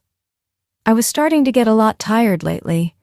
I could sleep on for hours and still feel tired. The doctor says it's normal, but it's actually quite troubling for me as my work time keeps decreasing. "We need to talk," I told Knight as he returned with a glass of chilled water and handed it over to me. He then sat down on the opposite end of the same sofa so that we were facing each other. Then let's talk. I'm all ears, Knight said. He was wearing a worn-out football jersey whose color had faded to a dull red and gold, and he had on black sweatpants and flip-flops. It was the most casual I'd ever seen Knight wear, but he still managed to look good in worn-out clothes. I took in a deep breath before I told Knight the truth. I've decided to go back to Canada. But I held up my hand to cut him off. I wasn't finished yet. Look, Knight, all this is very new for me, and I have no idea what I'm going to do about it. I haven't even decided if I want to give birth here or in Canada. I don't know a thing about how to deal with a baby, what steps I should take to safeguard its future, and honestly, I don't have a steady mode of income to take care of my child alone. This isn't a fairy tale where I just start completely depending on you for our child's food and safety and forget my entire world and come to stay with you. I haven't even discovered my full potential yet. I don't know what mode I'm going to use to support myself, be a painter or a model. It's just... I shook my head, trying to get all my thoughts together. There's just so much I need to decide, and I need to be with my parents right now, figure out what I want to do with my life. Knight stayed quiet throughout, letting me vent out everything I wanted to tell him before he spoke. I understand that you want to take decisions about your life on your own, but the child belongs to both of us, Elena. I have every right to take decisions for it. Knight pinched the bridge of his nose. What happened to you all of a sudden? I thought we were making progress. You mean playing 20 question? I asked instead. That's not improvement, Knight. That's just called getting to know about the stranger that I'm having a baby with. And yes, you have every right to make decisions about the child's life, but not mine. For that, we'd have to have some kind of a relationship, which we don't. I'm choosing to go back home to Canada, to my parents. It's the choice I made, Knight, and you can't stop me. Knight's POV. Oh, how my earlier words were now coming back to bite me in the ass. I wanted to make an excuse. Hell, I wanted to tell her exactly what Kina had told me earlier, but the words seemed to get stuck in my throat. Love was too powerful a word to casually throw at Elena, but I need to come up with a plan to ensure that I could keep both Elena and our child in my life. I understand, but you're coming back, right? I asked desperately. I need to know that you're coming back, that you won't just disappear with my baby. I'm coming back, she reassured. But I can't say when. It may be a month or two, maybe more, maybe less. I haven't decided yet. I'll let you know once I get to my parents. What do you mean? I asked. I thought your parents were here to take you with them. No? Elena shook her head, looking a little nervous. They sent Landon instead. Landon? I raised my eyebrows at her. I thought your brother's name was Leonard. Landon isn't my brother. He's my ex. An unknown emotion passed through me when I heard this confession. Ex? Since when did Elena have an ex? And why haven't I heard about it till now? But along with the questions also came the realization that I did not know anything about Elena. Who were her parents? Where did she actually live? Why is she so adamant about trying to figure out what she wants to do in life? If her parents are super rich, then why does she have to work at all? There were too many questions and absolutely no answers. So I decided to ask her the most basic question that I'd wanted to ask for a long time. What are your parents' names? I've never really heard you say that, I asked. Oh? Elena looked genuinely surprised. I guess it slipped my mind. My mother is Samira McAllison Thornton, and my dad's name is Jackson Thornton. I kinda didn't want to use my real surname in the industry, since everyone would find out who I was, so I changed my last name to Thunder. It's temporary, though. It's not legally changed or anything. But I wasn't hearing anything else. My mind had gone blank after I'd heard the names of her parents. Samira McAllison Thornton, the owner of Magneta Fashions, the biggest bloody fashion company in Canada, and Jackson Thornton, CEO of Thornton Security and Enforcement, the company that provides security to all the highest-ranking celebrities and Fortune 500 CEOs. And of course, how could I forget Leonard Staton, world-famous painter of abstract art, married to the supermodel Amelia Trescott. They were a powerful family, no less than celebrities themselves. It was no wonder Elena was so eager to make a name for herself. What a great business opportunity. I shook that thought out of my head as soon as it entered my mind. Elena and the baby wasn't a business opportunity, but if Kina found out, I'm sure she'll think differently. But right now, my priority was to keep both Elena and the child to myself, and I think I just might have a plan for it. Maybe? Elena's POV. Here. Landon held out a steaming cup in front of my face. What is it? I took the cup from him and took a whiff of the scents inside cup. Hot chocolate? Landon took his seat beside me as we waited to board our plane and spread his hand at the back of my chair. I got it because it's one of your favorites, he said. I'm not sure if your pregnancy has affected that. No, it hasn't. I shook my head and took a small sip, careful not to burn myself. I can't have red meats, though, or fish. Eggs and chicken seem to be the best option. I'm glad you're still non-vegetarian, Landon smiled. I've heard of women turning vegetarian or completely vegan when they get pregnant and vice versa. Oh, you're right, I exclaimed. I've heard Laura say something similar a while back. She asked if I'd undergone any changes in diet recently. See, I've been studying some pregnancy magazines recently, Landon informed. But it also helps that my sister gave birth last year. Alia gave birth? I asked, surprised. When? I didn't even know she got married. What's the baby's gender? Last June. It's a boy and his name is Lyric, rhymed with his gracious old uncle. Landon pointed towards himself with his thumb, and from the way his face lit up while talking about Lyric, he seems to adore the baby. And she isn't married yet. Alia had the baby with her boyfriend. Really? I was indeed surprised.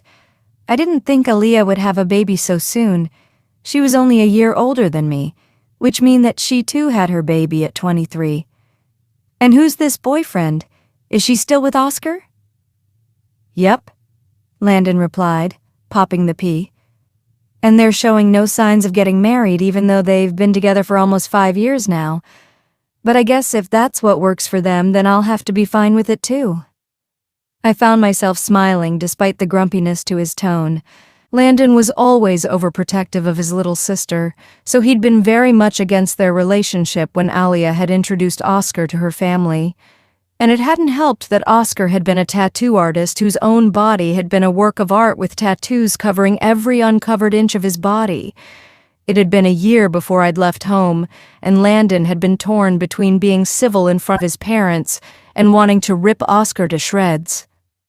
Those had been good days, and I was surprised at how easily I could talk to Landon about everything in spite of what he'd done to me. Yes, technically he hadn't cheated on me, mainly because I'd broken up with him a few hours ago that day. But he'd been so absent-minded the past few months that I'd just assumed that he was no longer interested in me. We had been so happy together before that. I'd had my whole life planned ahead of me with him, and I'd actually started considering taking over Magneta Fashion from my mom just so I could stay close to him. But then Landon had started acting all weird all of a sudden. He would get frustrated easily and got more immersed in work. There would be these anonymous phone calls that he'd get really stressed about and he wouldn't even tell me anything. Then he started completely withdrawing from me. He wouldn't return calls or texts and he was almost always at work. When I'd asked Mom about it, she'd told me that Landon needed a lot of money for something and that's why he'd started doing overtime. In the end, I never found out why he needed all that money for and now it was just too late to ask. But it was at that time that I'd decided that I'd had enough and I'd bought tickets for LA without informing my parents or Landon. Leo had known and he's helped send my portfolio to several modeling industries from where I'd gotten selected. I'd planned to leave quietly, only telling my parents a day before I was to leave. But then, on the day that I was supposed to board my flight, Landon had shown up at the last moment, looking all stressed and nervous. Somehow I'd thought that he'd finally come to break up with me, so in order to save myself the pain, I'd broken up with him first. I could still remember the devastated look he'd had on his face that evening. It was forever etched in my mind. "Just like that?" he'd said. "You didn't even want to know the reason why I came here today?" "There's nothing left to know, Landon. It's over. Now, if you'll excuse me, I have a flight to catch." He'd given a bitter laugh. "Should have told me earlier, Elena. I wouldn't have gone through all the trouble." I hadn't known what he'd meant with that statement, so even after I'd driven to the airport and was in line to get into the plane, I'd turned back and went in search of Landon, only to stumble upon him at party at a colleague's house, tongue shoved down another woman's throat. I had just stood there, astounded, as Landon had then proceeded to take the woman upstairs, where the bedrooms were, and I had run off, not being able to handle it anymore. After that day, I'd broken all contact with Landon, never once trying to reach him, and I made sure he never could either. Had I acted like an immature brat? Yes, probably. Instead of acting like an adult and talking things through with him, I'd decided to break it off completely and move to another country, without any reason, without any explanation. Had I ever regretted my decision? Every damn night. I had wondered every single day what Landon had wanted to tell me that night. I wanted to know why he'd been there after ignoring me for 3 months. I hadn't even had any other relationships ever since I came to LA. I don't know what prompted me to have a one-night stand with Knight, maybe because he looked a lot like Landon? But I can't change the past, and I'm too afraid to ask him now after 3 years. Maybe he'd come for something other than breaking up with me. There were too many maybes in my life, and I didn't know how to find all the answers, but I knew I'll have to find them, and soon. Coming home. Elena's POV. After the 3-hour plane ride back to my home in Ontario, Canada, I was just about ready to pass out and not wake up for a year. Not only was I dead tired, but the fear of having to face my parents was a constant icy fist around my heart that kept on squeezing until I was nearly to the point of hyperventilation. I clutched Landon's arm in mine and gave it a rough squeeze. I tried to speak to him, but I couldn't form words. I was gulping in air, but even then I felt like my lungs weren't getting enough of it. But even before I could say anything, Landon was already dragging me away towards the restrooms. He wrapped me securely in his arms and took me inside the ladies' room. I vaguely remember hearing a few angry protests, but then Landon was speaking to them in a hushed voice, and soon the washroom emptied out and he helped me up on the counter and started rubbing his hands on my back in a circular motion. "That's it, slow breaths," Landon whispered in my ear as I leaned forward and wrapped my arms around his shoulders, burying my face in the crook of his neck. Somehow, the familiar smell of his skin felt comforting. "Good girl. That's it. Keep taking slow breaths. You're doing good. Everything's gonna be all right." I don't know how long I'd been sitting on the counter in his embrace, but when I finally got my breathing back under control, Landon was still drawing circles on my back. I gave a light tug, and he instantly let me go, and even though I didn't want to, I moved back from his embrace. "How bad do I look?" I asked him when I saw the mascara stains on his jacket. "I'm sorry. I ruined your jacket." "Nah, it's fine." Landon gave me a small smile, his gray eyes turning a shade darker than their usual color. "Wait a second." I sat still on the counter as Landon walked over to the tissue machine and took out a bunch of them and brought them over to me. He then wet the tissues and, holding my hair back from my face, dabbed the wet tissues all over my face, wiping off all the makeup with it. I wanted to reapply the makeup, but one look from Landon and I was forced to rethink my actions. That's another side of Landon that I hadn't always liked. He was the easiest person to talk to. I could literally share everything with him, but then he'd sometimes give me these looks that made me feel like I was being a rebellious child for no reason, and I'd get all grumpy. Previously, when we were dating, Landon would bring me pink lilies along with chocolate kisses and kneel on the floor while giving them to me. It was the sweetest gesture he'd make, and I'd melt instantly.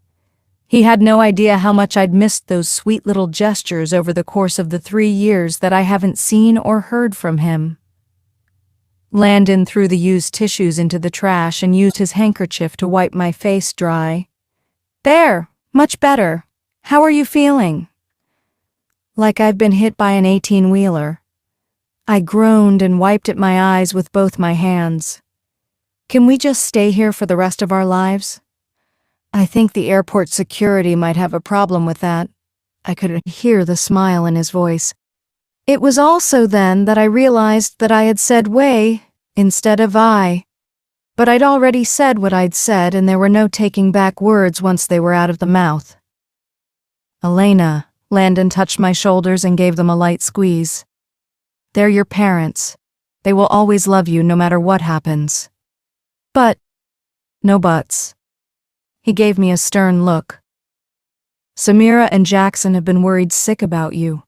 I can assure you that they are anything but angry right now. Well, maybe Jackson's a little mad at your baby daddy and might possibly want to kill him. But, you know." I smiled despite myself and punched Landon lightly on the shoulder. "Stop! It's not funny." "No, it definitely is. But you want to know what's not funny?" he asked. "The fact that we've been here for nearly half an hour and the security just might break in at any time and arrest me." I blinked and looked around, remembering for the first time that we were actually in the ladies' room and Landon was in here with me. "Oh my God, let's go!" I exclaimed. "We need to get our luggage as well." "Come on then," Landon said. He then put his arms around my waist and lifted me off the counter and placed me safely on the ground. "Damn, are you sure you're pregnant? Your waist feels a lot thinner than before."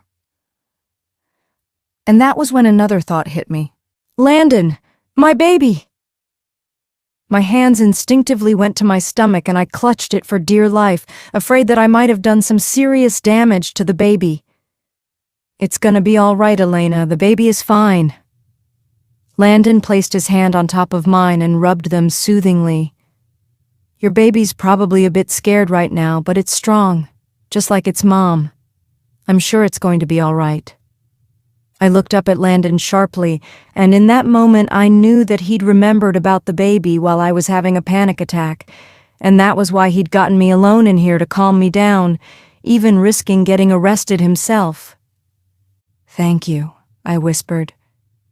Landon gave me one of those looks again. "Anything," was all he said as he took my hand and pulled me out of the ladies' room. Outside, however, was a different story.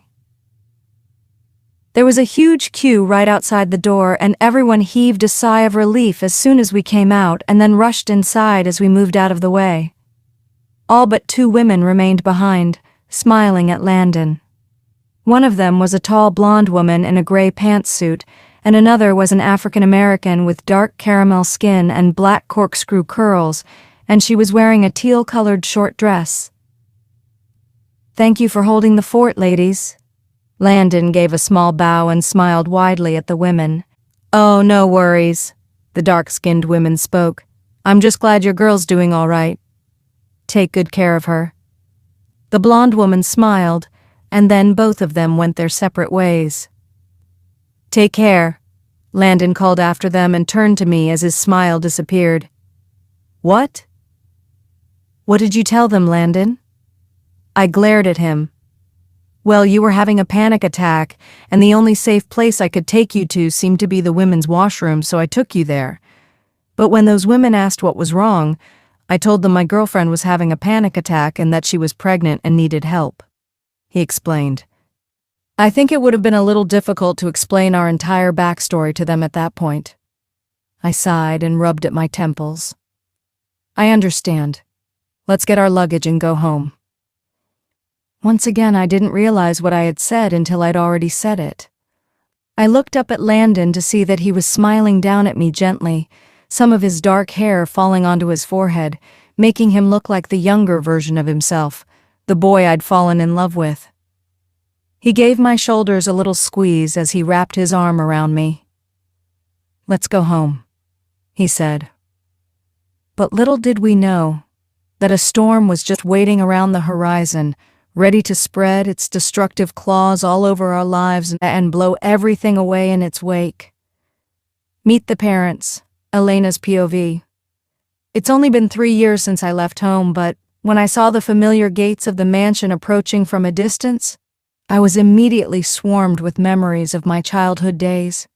And when Landon used a remote to punch in the security code, the gates parted for us, and I saw a glimpse of my home after a long time. I felt all my breath rush out of me. It was just as I'd remembered it, breathtakingly beautiful. The house had belonged to my grandparents on my father's side, not his own since my father was adopted, but Dad did say they were the only family he knew. The mansion, however, was made mostly of floor-to-ceiling glass walls, which is where it got the name Glass Mansion from. Mom had her own small property a good 20 minutes ride from here. She still has, but she prefers the Glass Manor. My Uncle Christian also stops by often with his wife and daughter. It's what I've grown up with, my family. And it's also why I hated Knight's marriage proposal. Landon's car came to a stop in front of the manor, and he got off the car first so he could come around the car and help me out. He used his keys to lock his car, but I stopped him with a tug at his hand when he began to walk towards the house. "Landon, thank you for everything you're doing for me," I told him sincerely. "With how everything ended between us, I didn't think this would be so comfortable," Landon offered. "Look, I could go on and on about what happened 3 years ago when you broke up with me or what happened after, and trust me, I want nothing more than to have a nice long chat with you about all of that, but I'll wait till we are in private. Today your parents need to see you and your time belongs solely to them, so let's not keep them waiting any longer, shall we?" I took a deep breath and nodded my head, and Landon escorted me up the stairs with a hand on my back. But as soon as I was about to knock on the door, it was opened by a troubled-looking Leo. "Leo?" My smile faded as soon as I saw the look on his face. "What's wrong?" Landon's arm wrapped around my waist as Leo motioned us both inside. "I'm really sorry, Ellie. If I had known earlier, I could have prevented this." "What happened?" Landon asked Leo as we entered my childhood house. But somehow, there was an underlying tension in the air where I'd hoped there would be at least a little happiness that I'd finally returned home. "See for yourself." Leo's tone was rough, as if he was trying to hold on to his patience and failing. And a few seconds later, I understood why. As soon as we entered the living room, I stopped dead in my tracks, because sitting comfortably on the sofas were none other than Nightblaze Tyson and his parents. They were all smiling and acting like nothing was wrong in the world while my parents sat opposite to them, looking tense and more than a little frustrated. Night was the one who noticed me first, and instantly, he placed his teacup back on the coffee table and sprang up from his seat so he could come towards me. There was a smile on his face that said that nothing I'd said to him yesterday had actually mattered, and I would have been pissed at him showing up at my house unannounced if I wasn't frozen to the spot from the shock of it all. "Elaine." He took my hand in his, ignoring the fact that Landon and Leo stepped on either side of me protectively. "What took you so long? I arrived early so I could introduce you to my parents. They're so excited about our baby." I jerked my hands free from his and took a step back, noticing how Leo and Landon instantly stood in front of me so that the next time Night tried to touch me, he'd have to go through them. "What are you doing here, Night?" I asked through gritted teeth, trying my hardest to keep my entire body from trembling.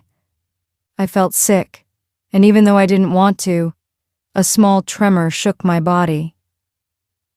I saw Knight's eyes narrow slightly as he caught the tremor, but it was Landon who snaked an arm around my waist and pulled me closer to his body so that I could lean on him. The action didn't go unnoticed by Knight, who gave a lopsided smile and held out his hand for me. "Come now, Elaine. Let's go meet my parents. They would like to meet the mother of my child. I did tell them a lot about you." "Yeah? Did you also show them the sex tape you recorded of us?" It just came out. Without my conscious thought, I'd just confessed, in front of my parents and his, that Knight had made a sex tape of us, and I had no doubt in my mind that he was going to use it against me to get to my child. A series of gasps sounded from the entire room, and it wasn't long before I saw my father make his way towards me. Landon instinctively let go of my waist, and Knight hastily took a couple steps back as my father came to stand in front of us and hauled me into his arms. The familiar scent of his cologne was as welcome as the warmth of his embrace. This was what it felt like coming home. This was my safe heaven. "Daddy." My voice trembled as I clutched at the back of his shirt for dear life, tears blurring my vision.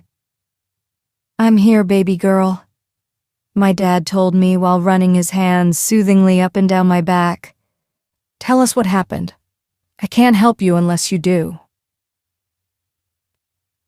I didn't want to tell them, especially not in front of my mom and dad.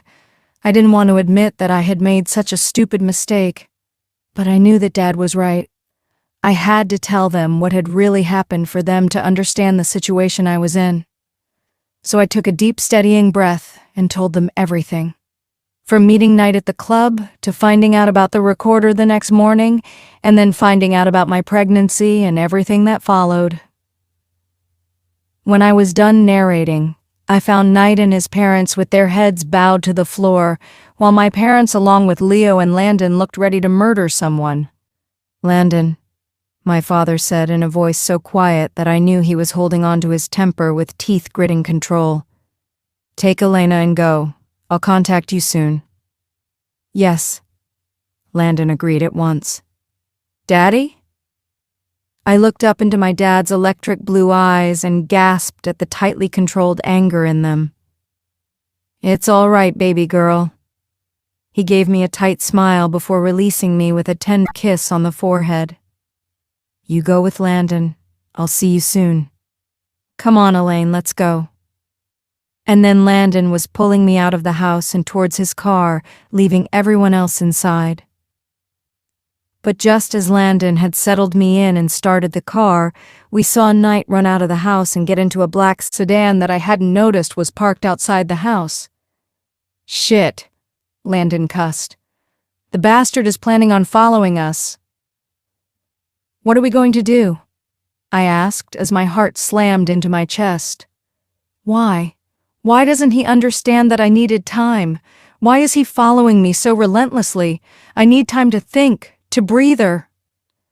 "This is our home, Elaine," Landon said as he started driving. "Let's see how long he can keep up." Stupid and in love, Elena's POV. "Is he still following us?" I asked Landon through gritted teeth, my hands clenched on the seat. I was trying hard to suppress the nausea that kept churning in my stomach, threatening to empty out my already empty stomach. "No." Landon glimpsed at the rearview mirror momentarily before returning his attention back to the road. "I think we lost him when I took a diversion through Orange Street. He isn't familiar with the roads here, so I'm sure we won't be seeing him anytime soon." I released a breath I hadn't been aware of holding and slumped back in my seat. Slowly, I uncurled my nails from the car seat and placed them on my lap. My knuckles were white and my hands hurt from the strain of holding onto the seat for so long. "He isn't going to let this go, is he?" I asked Landon, my voice sounding a bit breathless. I expected Landon to be reassuring that he and my dad would do everything in their power to keep Knight away from me, but I wasn't expecting what Landon said next. He's the father of your child, Elena. If the roles were reversed, would you have been able to let go of the child? Damn it, Landon. I don't need you playing devil's advocate right now. I snapped at him and regretted it instantly. Landon wasn't the one being a jerk. I was. He was only trying to help me by being my voice of reason. I went to apologize to him but felt his knuckles brush my cheek momentarily before he withdrew his hand to place it back on the steering wheel. I know, Elaine. Landon spoke quietly. I know. Landon and I didn't speak for the next 5 minutes as he drove past Wimbledon Street and into Green Road, where the area got really posh and expensive. When I was in middle school, I used to say all the snooty people live here because the most popular girl in my class had been from this area. I wonder what Teresa was doing now. Surely not running away from the father of her child. Where are we going? I asked Landon when he didn't immediately take a U-turn and head back home, but instead turned right and drove deeper into Green Valley. You'll see, he said simply. We're almost there. Frowning, I waited patiently as Landon drove inward for 2 more minutes before turning to one of the most beautiful houses in the neighborhood. Landon pressed a button on the remote that had been lying on the dashboard, and the gates to the estate opened with a light ping of a sound, and Landon drove in once the gates were wide enough. They started to close on their own as soon as the car was inside, and I realized that the gate had sensors. The drive was short, but the property was magnificent. The house was 2-storied and a light golden yellow in color, as if it had been kissed by the sun. The windows were large, and I could see one side of the house had a glass wall just like my parents' house did. The lawn was wide and green, with several rose bushes covering the walls and scenting the air with their sweet perfume. I didn't need to see the inside to know that it was magnificent. And also, there was a small pool off to the side of the house that had sparkling clear water in it. It's beautiful, I said as I finally faced Landon. Whose house is this? Yours, he said, calmly leaning against the car, and I felt my entire body freeze. What? I asked when I could finally speak again. Landon smiled. You always said you liked big windows and a big garden, that you wanted a big kitchen where you could cook for your entire family and at least 7 rooms so you could have 6 children. An odd numbness spread through my legs and made its way up my body as comprehension began to draw on me. Because I remembered clearly what I'd told him, and it wasn't just for me. I had wanted this house for us. I had wanted this spacious garden because strong, macho, brave Landon had loved to plant roses and bring me the flowers when they bloomed. He'd tried to grow lilies a couple of times, but they'd never survived. And now my eyes fell on the beautiful red and pink blooms that lined the sides of the front porch, lilies in full bloom. Yeah, I managed to grow them. Landon spoke, but his voice sounded from far away. He must have noticed me stare at the flowers, remembered what I was remembering. But most of all, I remember when I had told Landon that I wanted to live with him, right before Landon started to get distant, right before he started to spend hours upon hours buried in his work and didn't have enough time for me. Right before I felt that we had grown distant to the point of no return, and I booked a flight straight for LA and never looked back. Elena. Landon was there to catch me when my knees bucked and my legs gave away. He engulfed me in his arms as he went down with me, holding me close as I lay helplessly in his arms, staring blindly at the house. I'm so stupid. We both were, Elaine, Landon said instantly. Stupid and in love. Yes. That was one thing I could never deny. I had loved Landon, loved him so much that it was a constant ache in my chest. I'd never truly gotten over him, and it was one of the main reasons why I had stayed celibate for almost 3 years before giving in tonight. It wasn't because I thought I'd gotten over Landon. It was the exact opposite. It was because that night, Knight had looked and acted just like Landon, the resemblance so similar that I had finally given in to the ache in my chest. "What am I going to do?" I asked out loud. But I didn't know if I was asking Landon or myself. What am I supposed to do? I was pregnant with another man's child, and yet, here I was, relieving my old feeling for Landon only to discover that the feelings weren't so old after all. Elena's POV. Rash decisions. Elena's POV. The house was everything I always wanted. The huge living room was the first sight that greeted me as soon as I entered the door. The kitchen was to the left, with an area for a dining table where a table for 8 could easily fit in. There were 3 guest rooms on the ground floor with a common bathroom and 4 bedrooms on the first floor, each with their separate bathrooms. The windows were huge and the ceilings tall, and the house was painted an array of pastels, with each room being a different theme. The master bedroom was a beautiful green, but one thing I noticed immediately was that the entire house was devoid of any furniture. After I had inspected every room, been to every corner of the house, I turned to call for Landon but found him leaning against the door jamb of the master bedroom.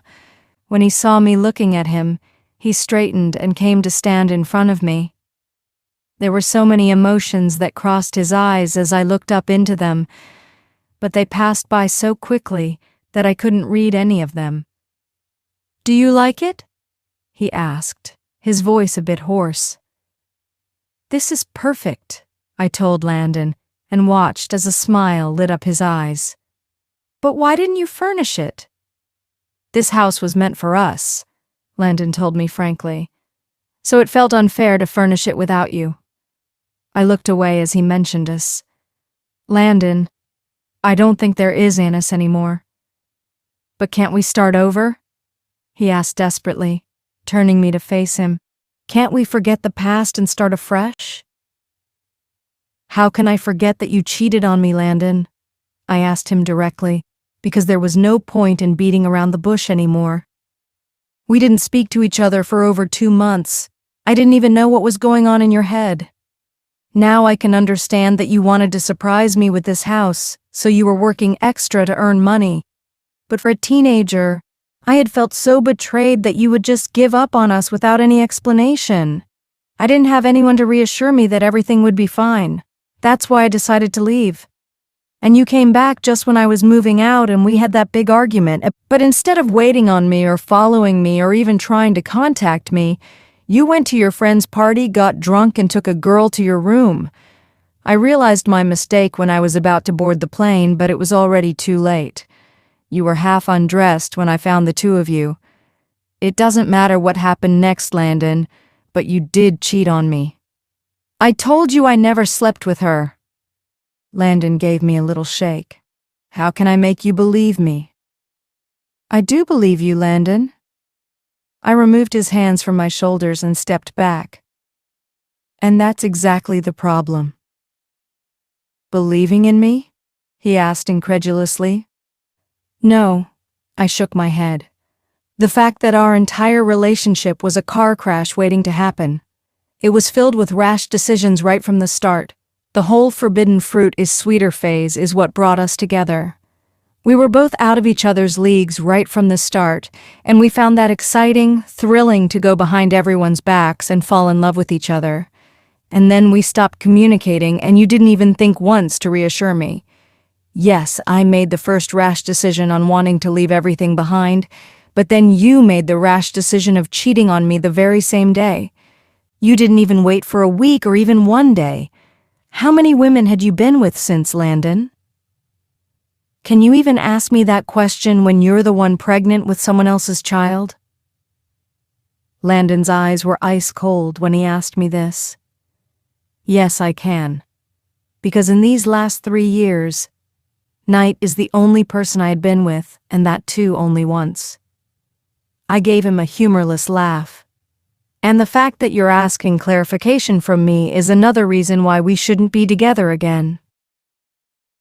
Landon took a deep breath, trying to calm himself down. "Look, I didn't mean it that way. The child is yours, and if you choose to be with me, I'd love it just like my own child. I don't care if we have to let Night be a part of the child's life, Elaine. I just want you happy. If you want me to be happy, then I want everyone to leave me alone, both you and Night. I told him straight up.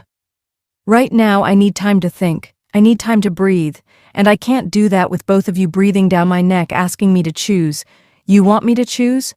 Fine, I chose my baby. Elena, you're doing it again, Landon said with a sad smile. You just said that we had been making rash decisions ever since we first met. But aren't you doing the same right now?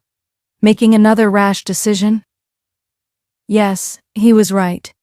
I might just be making a rash decision, but right now I needed my father's comforting arms around me, my mother's sweet kiss on my cheeks, and my brother's hand on my shoulders.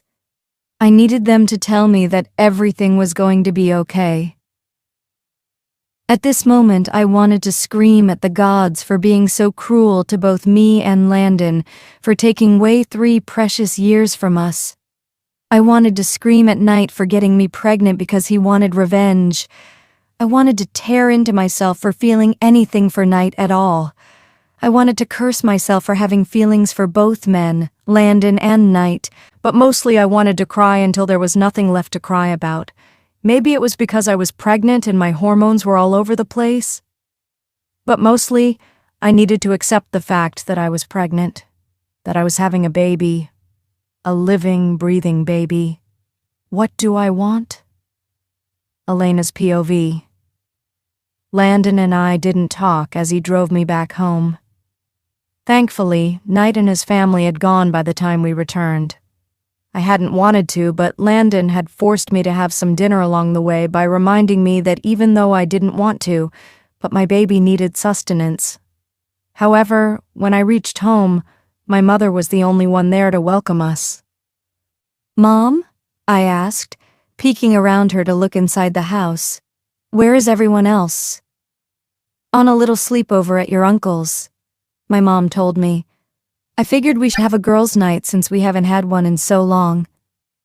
"I'll take your leave now then," Landon told my mother before stepping off the front porch. "Thank you, Landon. Take care." My mother called out and Landon waved at us before he entered the car and drove away, leaving me alone with my mom. "Come now." My mom opened her arms for me, and I don't know why, or maybe it was just pregnancy hormones, but I went onto them with trembling lips. "Oh, my baby!" My mother closed the door and took me inside to the living room, and there, I sat next to her, wrapped in her arms, and just let the tears flow. It felt like a dam had broken inside me, and I wasn't able to stop crying, even though I was home, in the comfort of my mother's arms. "It's okay, my baby." My mother soothed me with her words, running her fingers through my hair gently. "Let it all out. You've been so brave, so strong, but you're home now. Let me take care of you." And I did just as she told me. I let it all out. The frustration, the anger, the hurt, the betrayal, everything. It all came in the form of my tears as I told her what had happened from start to finish. I don't know how long I cried in my mother's arms, but when I finally had no more tears left to cry, it was past midnight and my mother's shirt was soaked. "You should change," I told her, sniffling. Smiling, she took a paper napkin and dabbed my face with it. "And you should take a shower, freshen up." "Okay." I got up from the sofa with my mother's help and went into my childhood room to take a shower. It looked exactly the same as I had left it over 3 years ago. Lilac-colored walls, lavender bed sheets, and my giant teddy that had been my birthday gift from Landon, the first ever present he gave me. Trying not to dwell too much in the past, I took a quick shower and changed into some comfy PJs from my closet. I was surprised to find that not only did they fit, but they were now a bit loose thanks to all the weight management during my modeling years. I guess I should start eating a bit more now since I was eating for 2. When I came out from my room, I found my mother in the kitchen. The entire room smelled absolutely heavenly, and even though I'd eaten dinner, my stomach growled in delight. You haven't had dinner yet? I asked my mom as I came to sit on the dining table. Now I felt guilty for having delayed her dinner. Mom was always so busy and she hardly had time for herself, but she had always made time for me and Big Brother. Oh, don't worry. I ate before you arrived, but I'm heating up the leftovers. She plated the contents of the pan into 2 plates. I thought some midnight snack would be nice. Hungry? Famished, I told her. Thanks, Mom. You're welcome, love. She handed me a plate of steaming hot pasta carbonara and a glass of what looked like alcohol, but when I frowned, she shook her head. It's apple juice for you and wine for me. Smiling, I dug into my dish, and after 3 long years, it felt amazing to taste my mom's home-cooked meals. It's always been tradition in our house that whenever it was a holiday, the boys would don their aprons and Mom cooked dinner on weeknights. Feeling better? Mom asked when I finished my second dinner. A lot, I sighed. When I was in LA, I felt so helpless. I don't feel that way here. It's because you have family here, baby. Mom patted my hair affectionately. You don't have to feel alone or lonely. Mom, why did you send Landon to bring me here? I asked. Because that question had been bugging me since I first saw him. He didn't keep any contact with me for 3 years and then he suddenly shows up? Well, Landon himself insisted on going. Mom sighed. I know what happened between the 2 of you when you left, but both of you were too proud to admit your faults and patch up. It's common for young people your age to act impulsive and make rash decisions, but in the last 3 years there has never been a single day in which he hadn't mentioned your name. He hadn't been seeing anyone that much, I can confirm, and he really does seem to miss you. First love is hard to forget. I know, but I don't think I'm ready right now. I shook my head. We have always been impulsive together. Reminds me of myself and your dad. Mom laughed. Now tell me about Knight.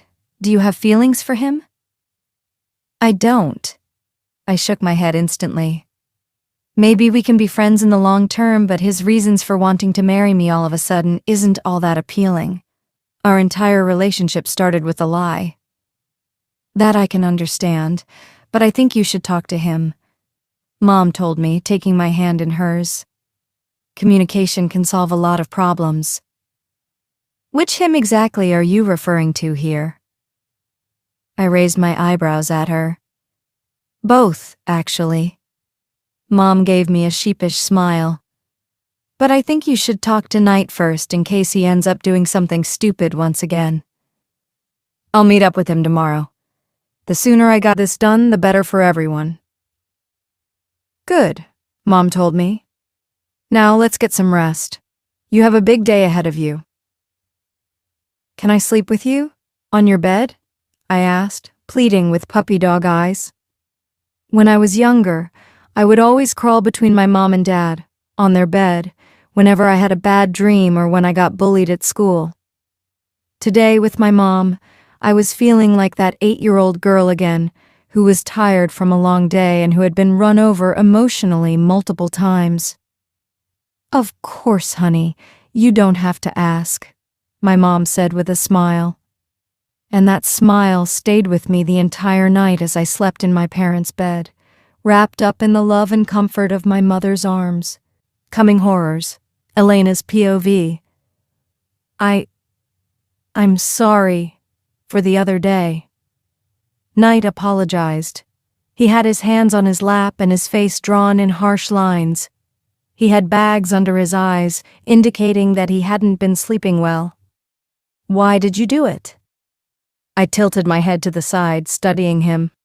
I didn't know him well enough to understand if he would lie to my face, but I hoped he would give me an honest reply. Couldn't we have spoken somewhere privately?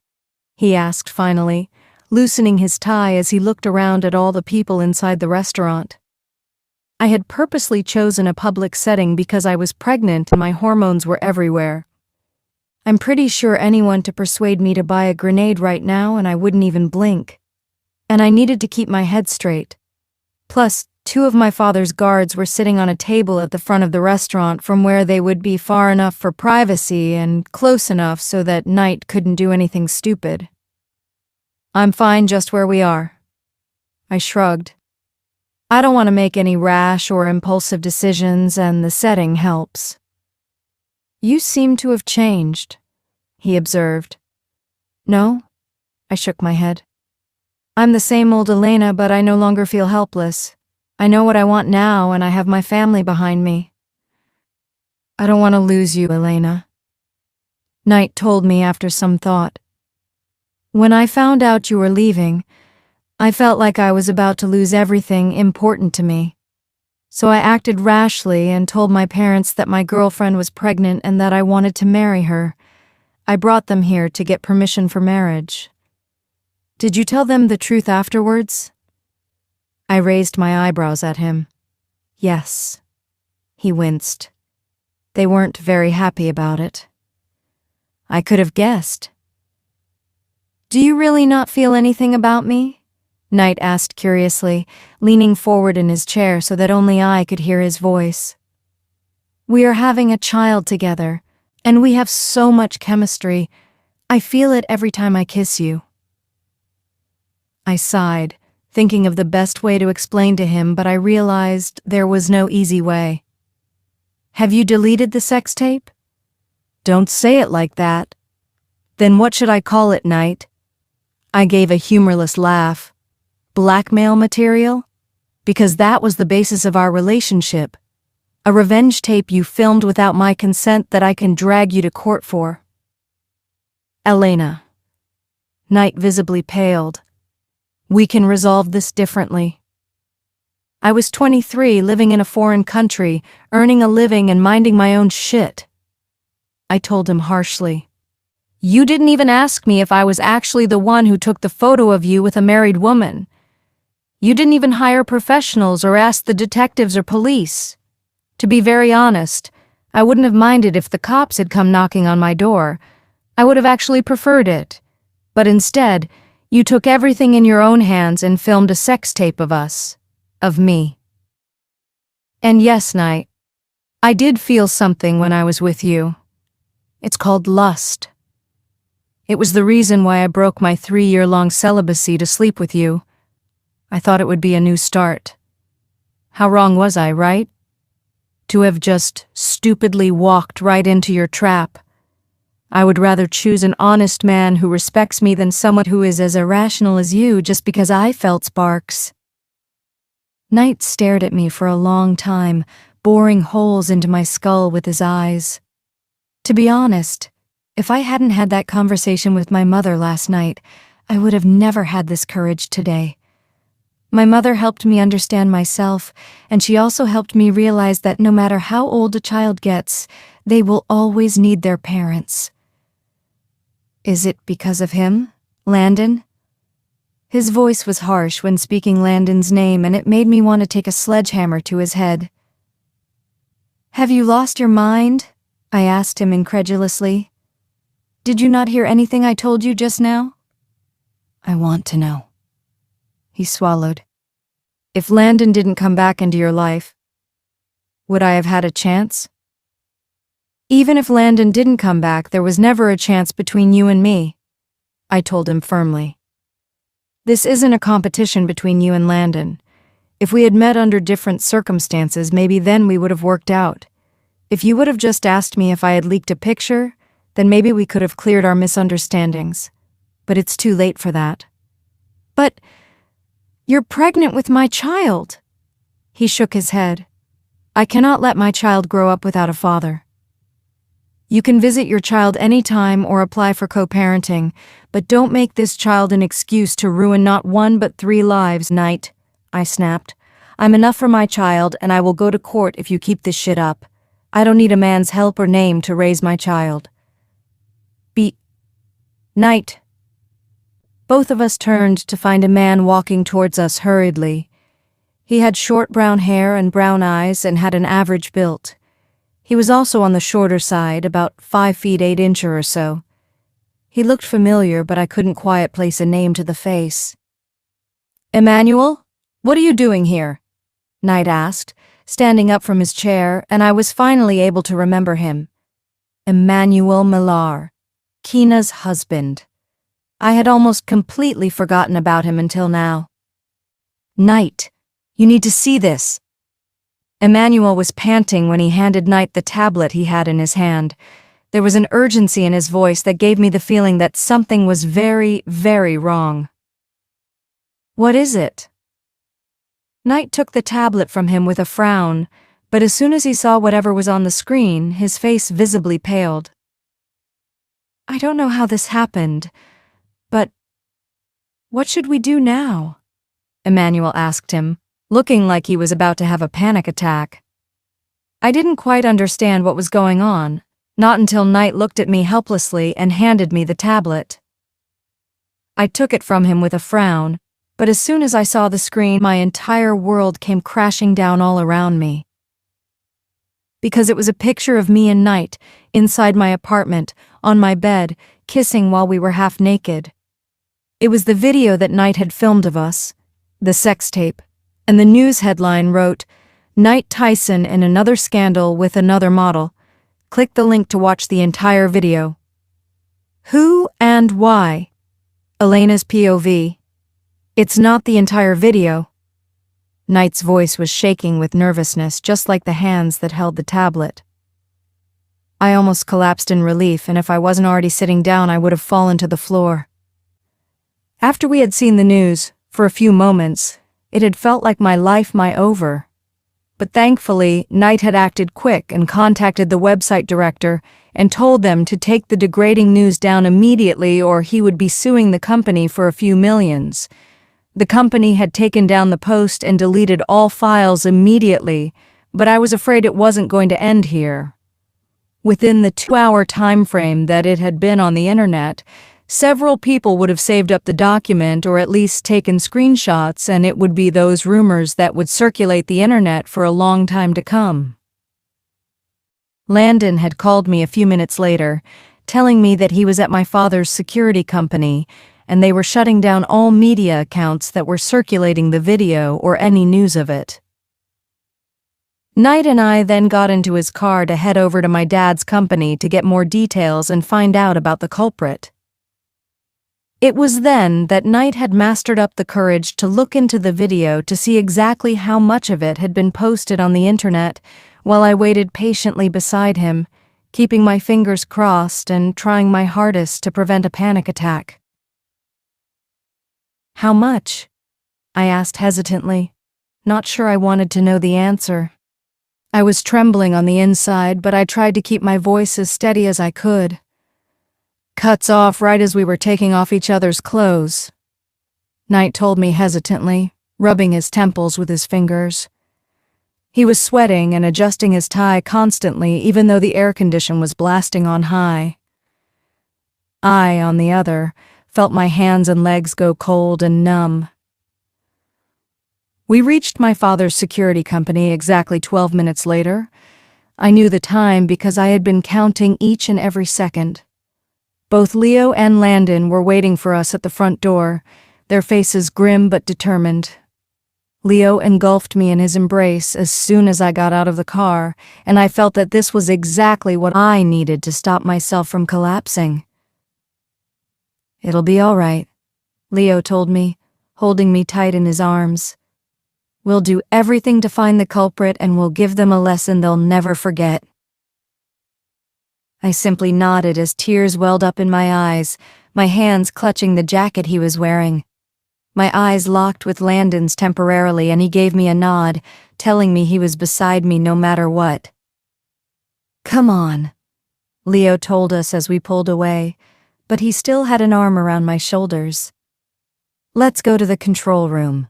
We have much to discuss. Knight followed behind us as we entered the building, and after getting security clearance and a body scan, and especially for Knight, we were led to the control room on the second floor of the building. Adam Scott was one of the tech geniuses in Dad's company, and he usually handled high-profile cases that especially dealt with the government. If he was on my case, then I might not have much to worry about. Adam, What's the report? Leo asked him as soon as we entered.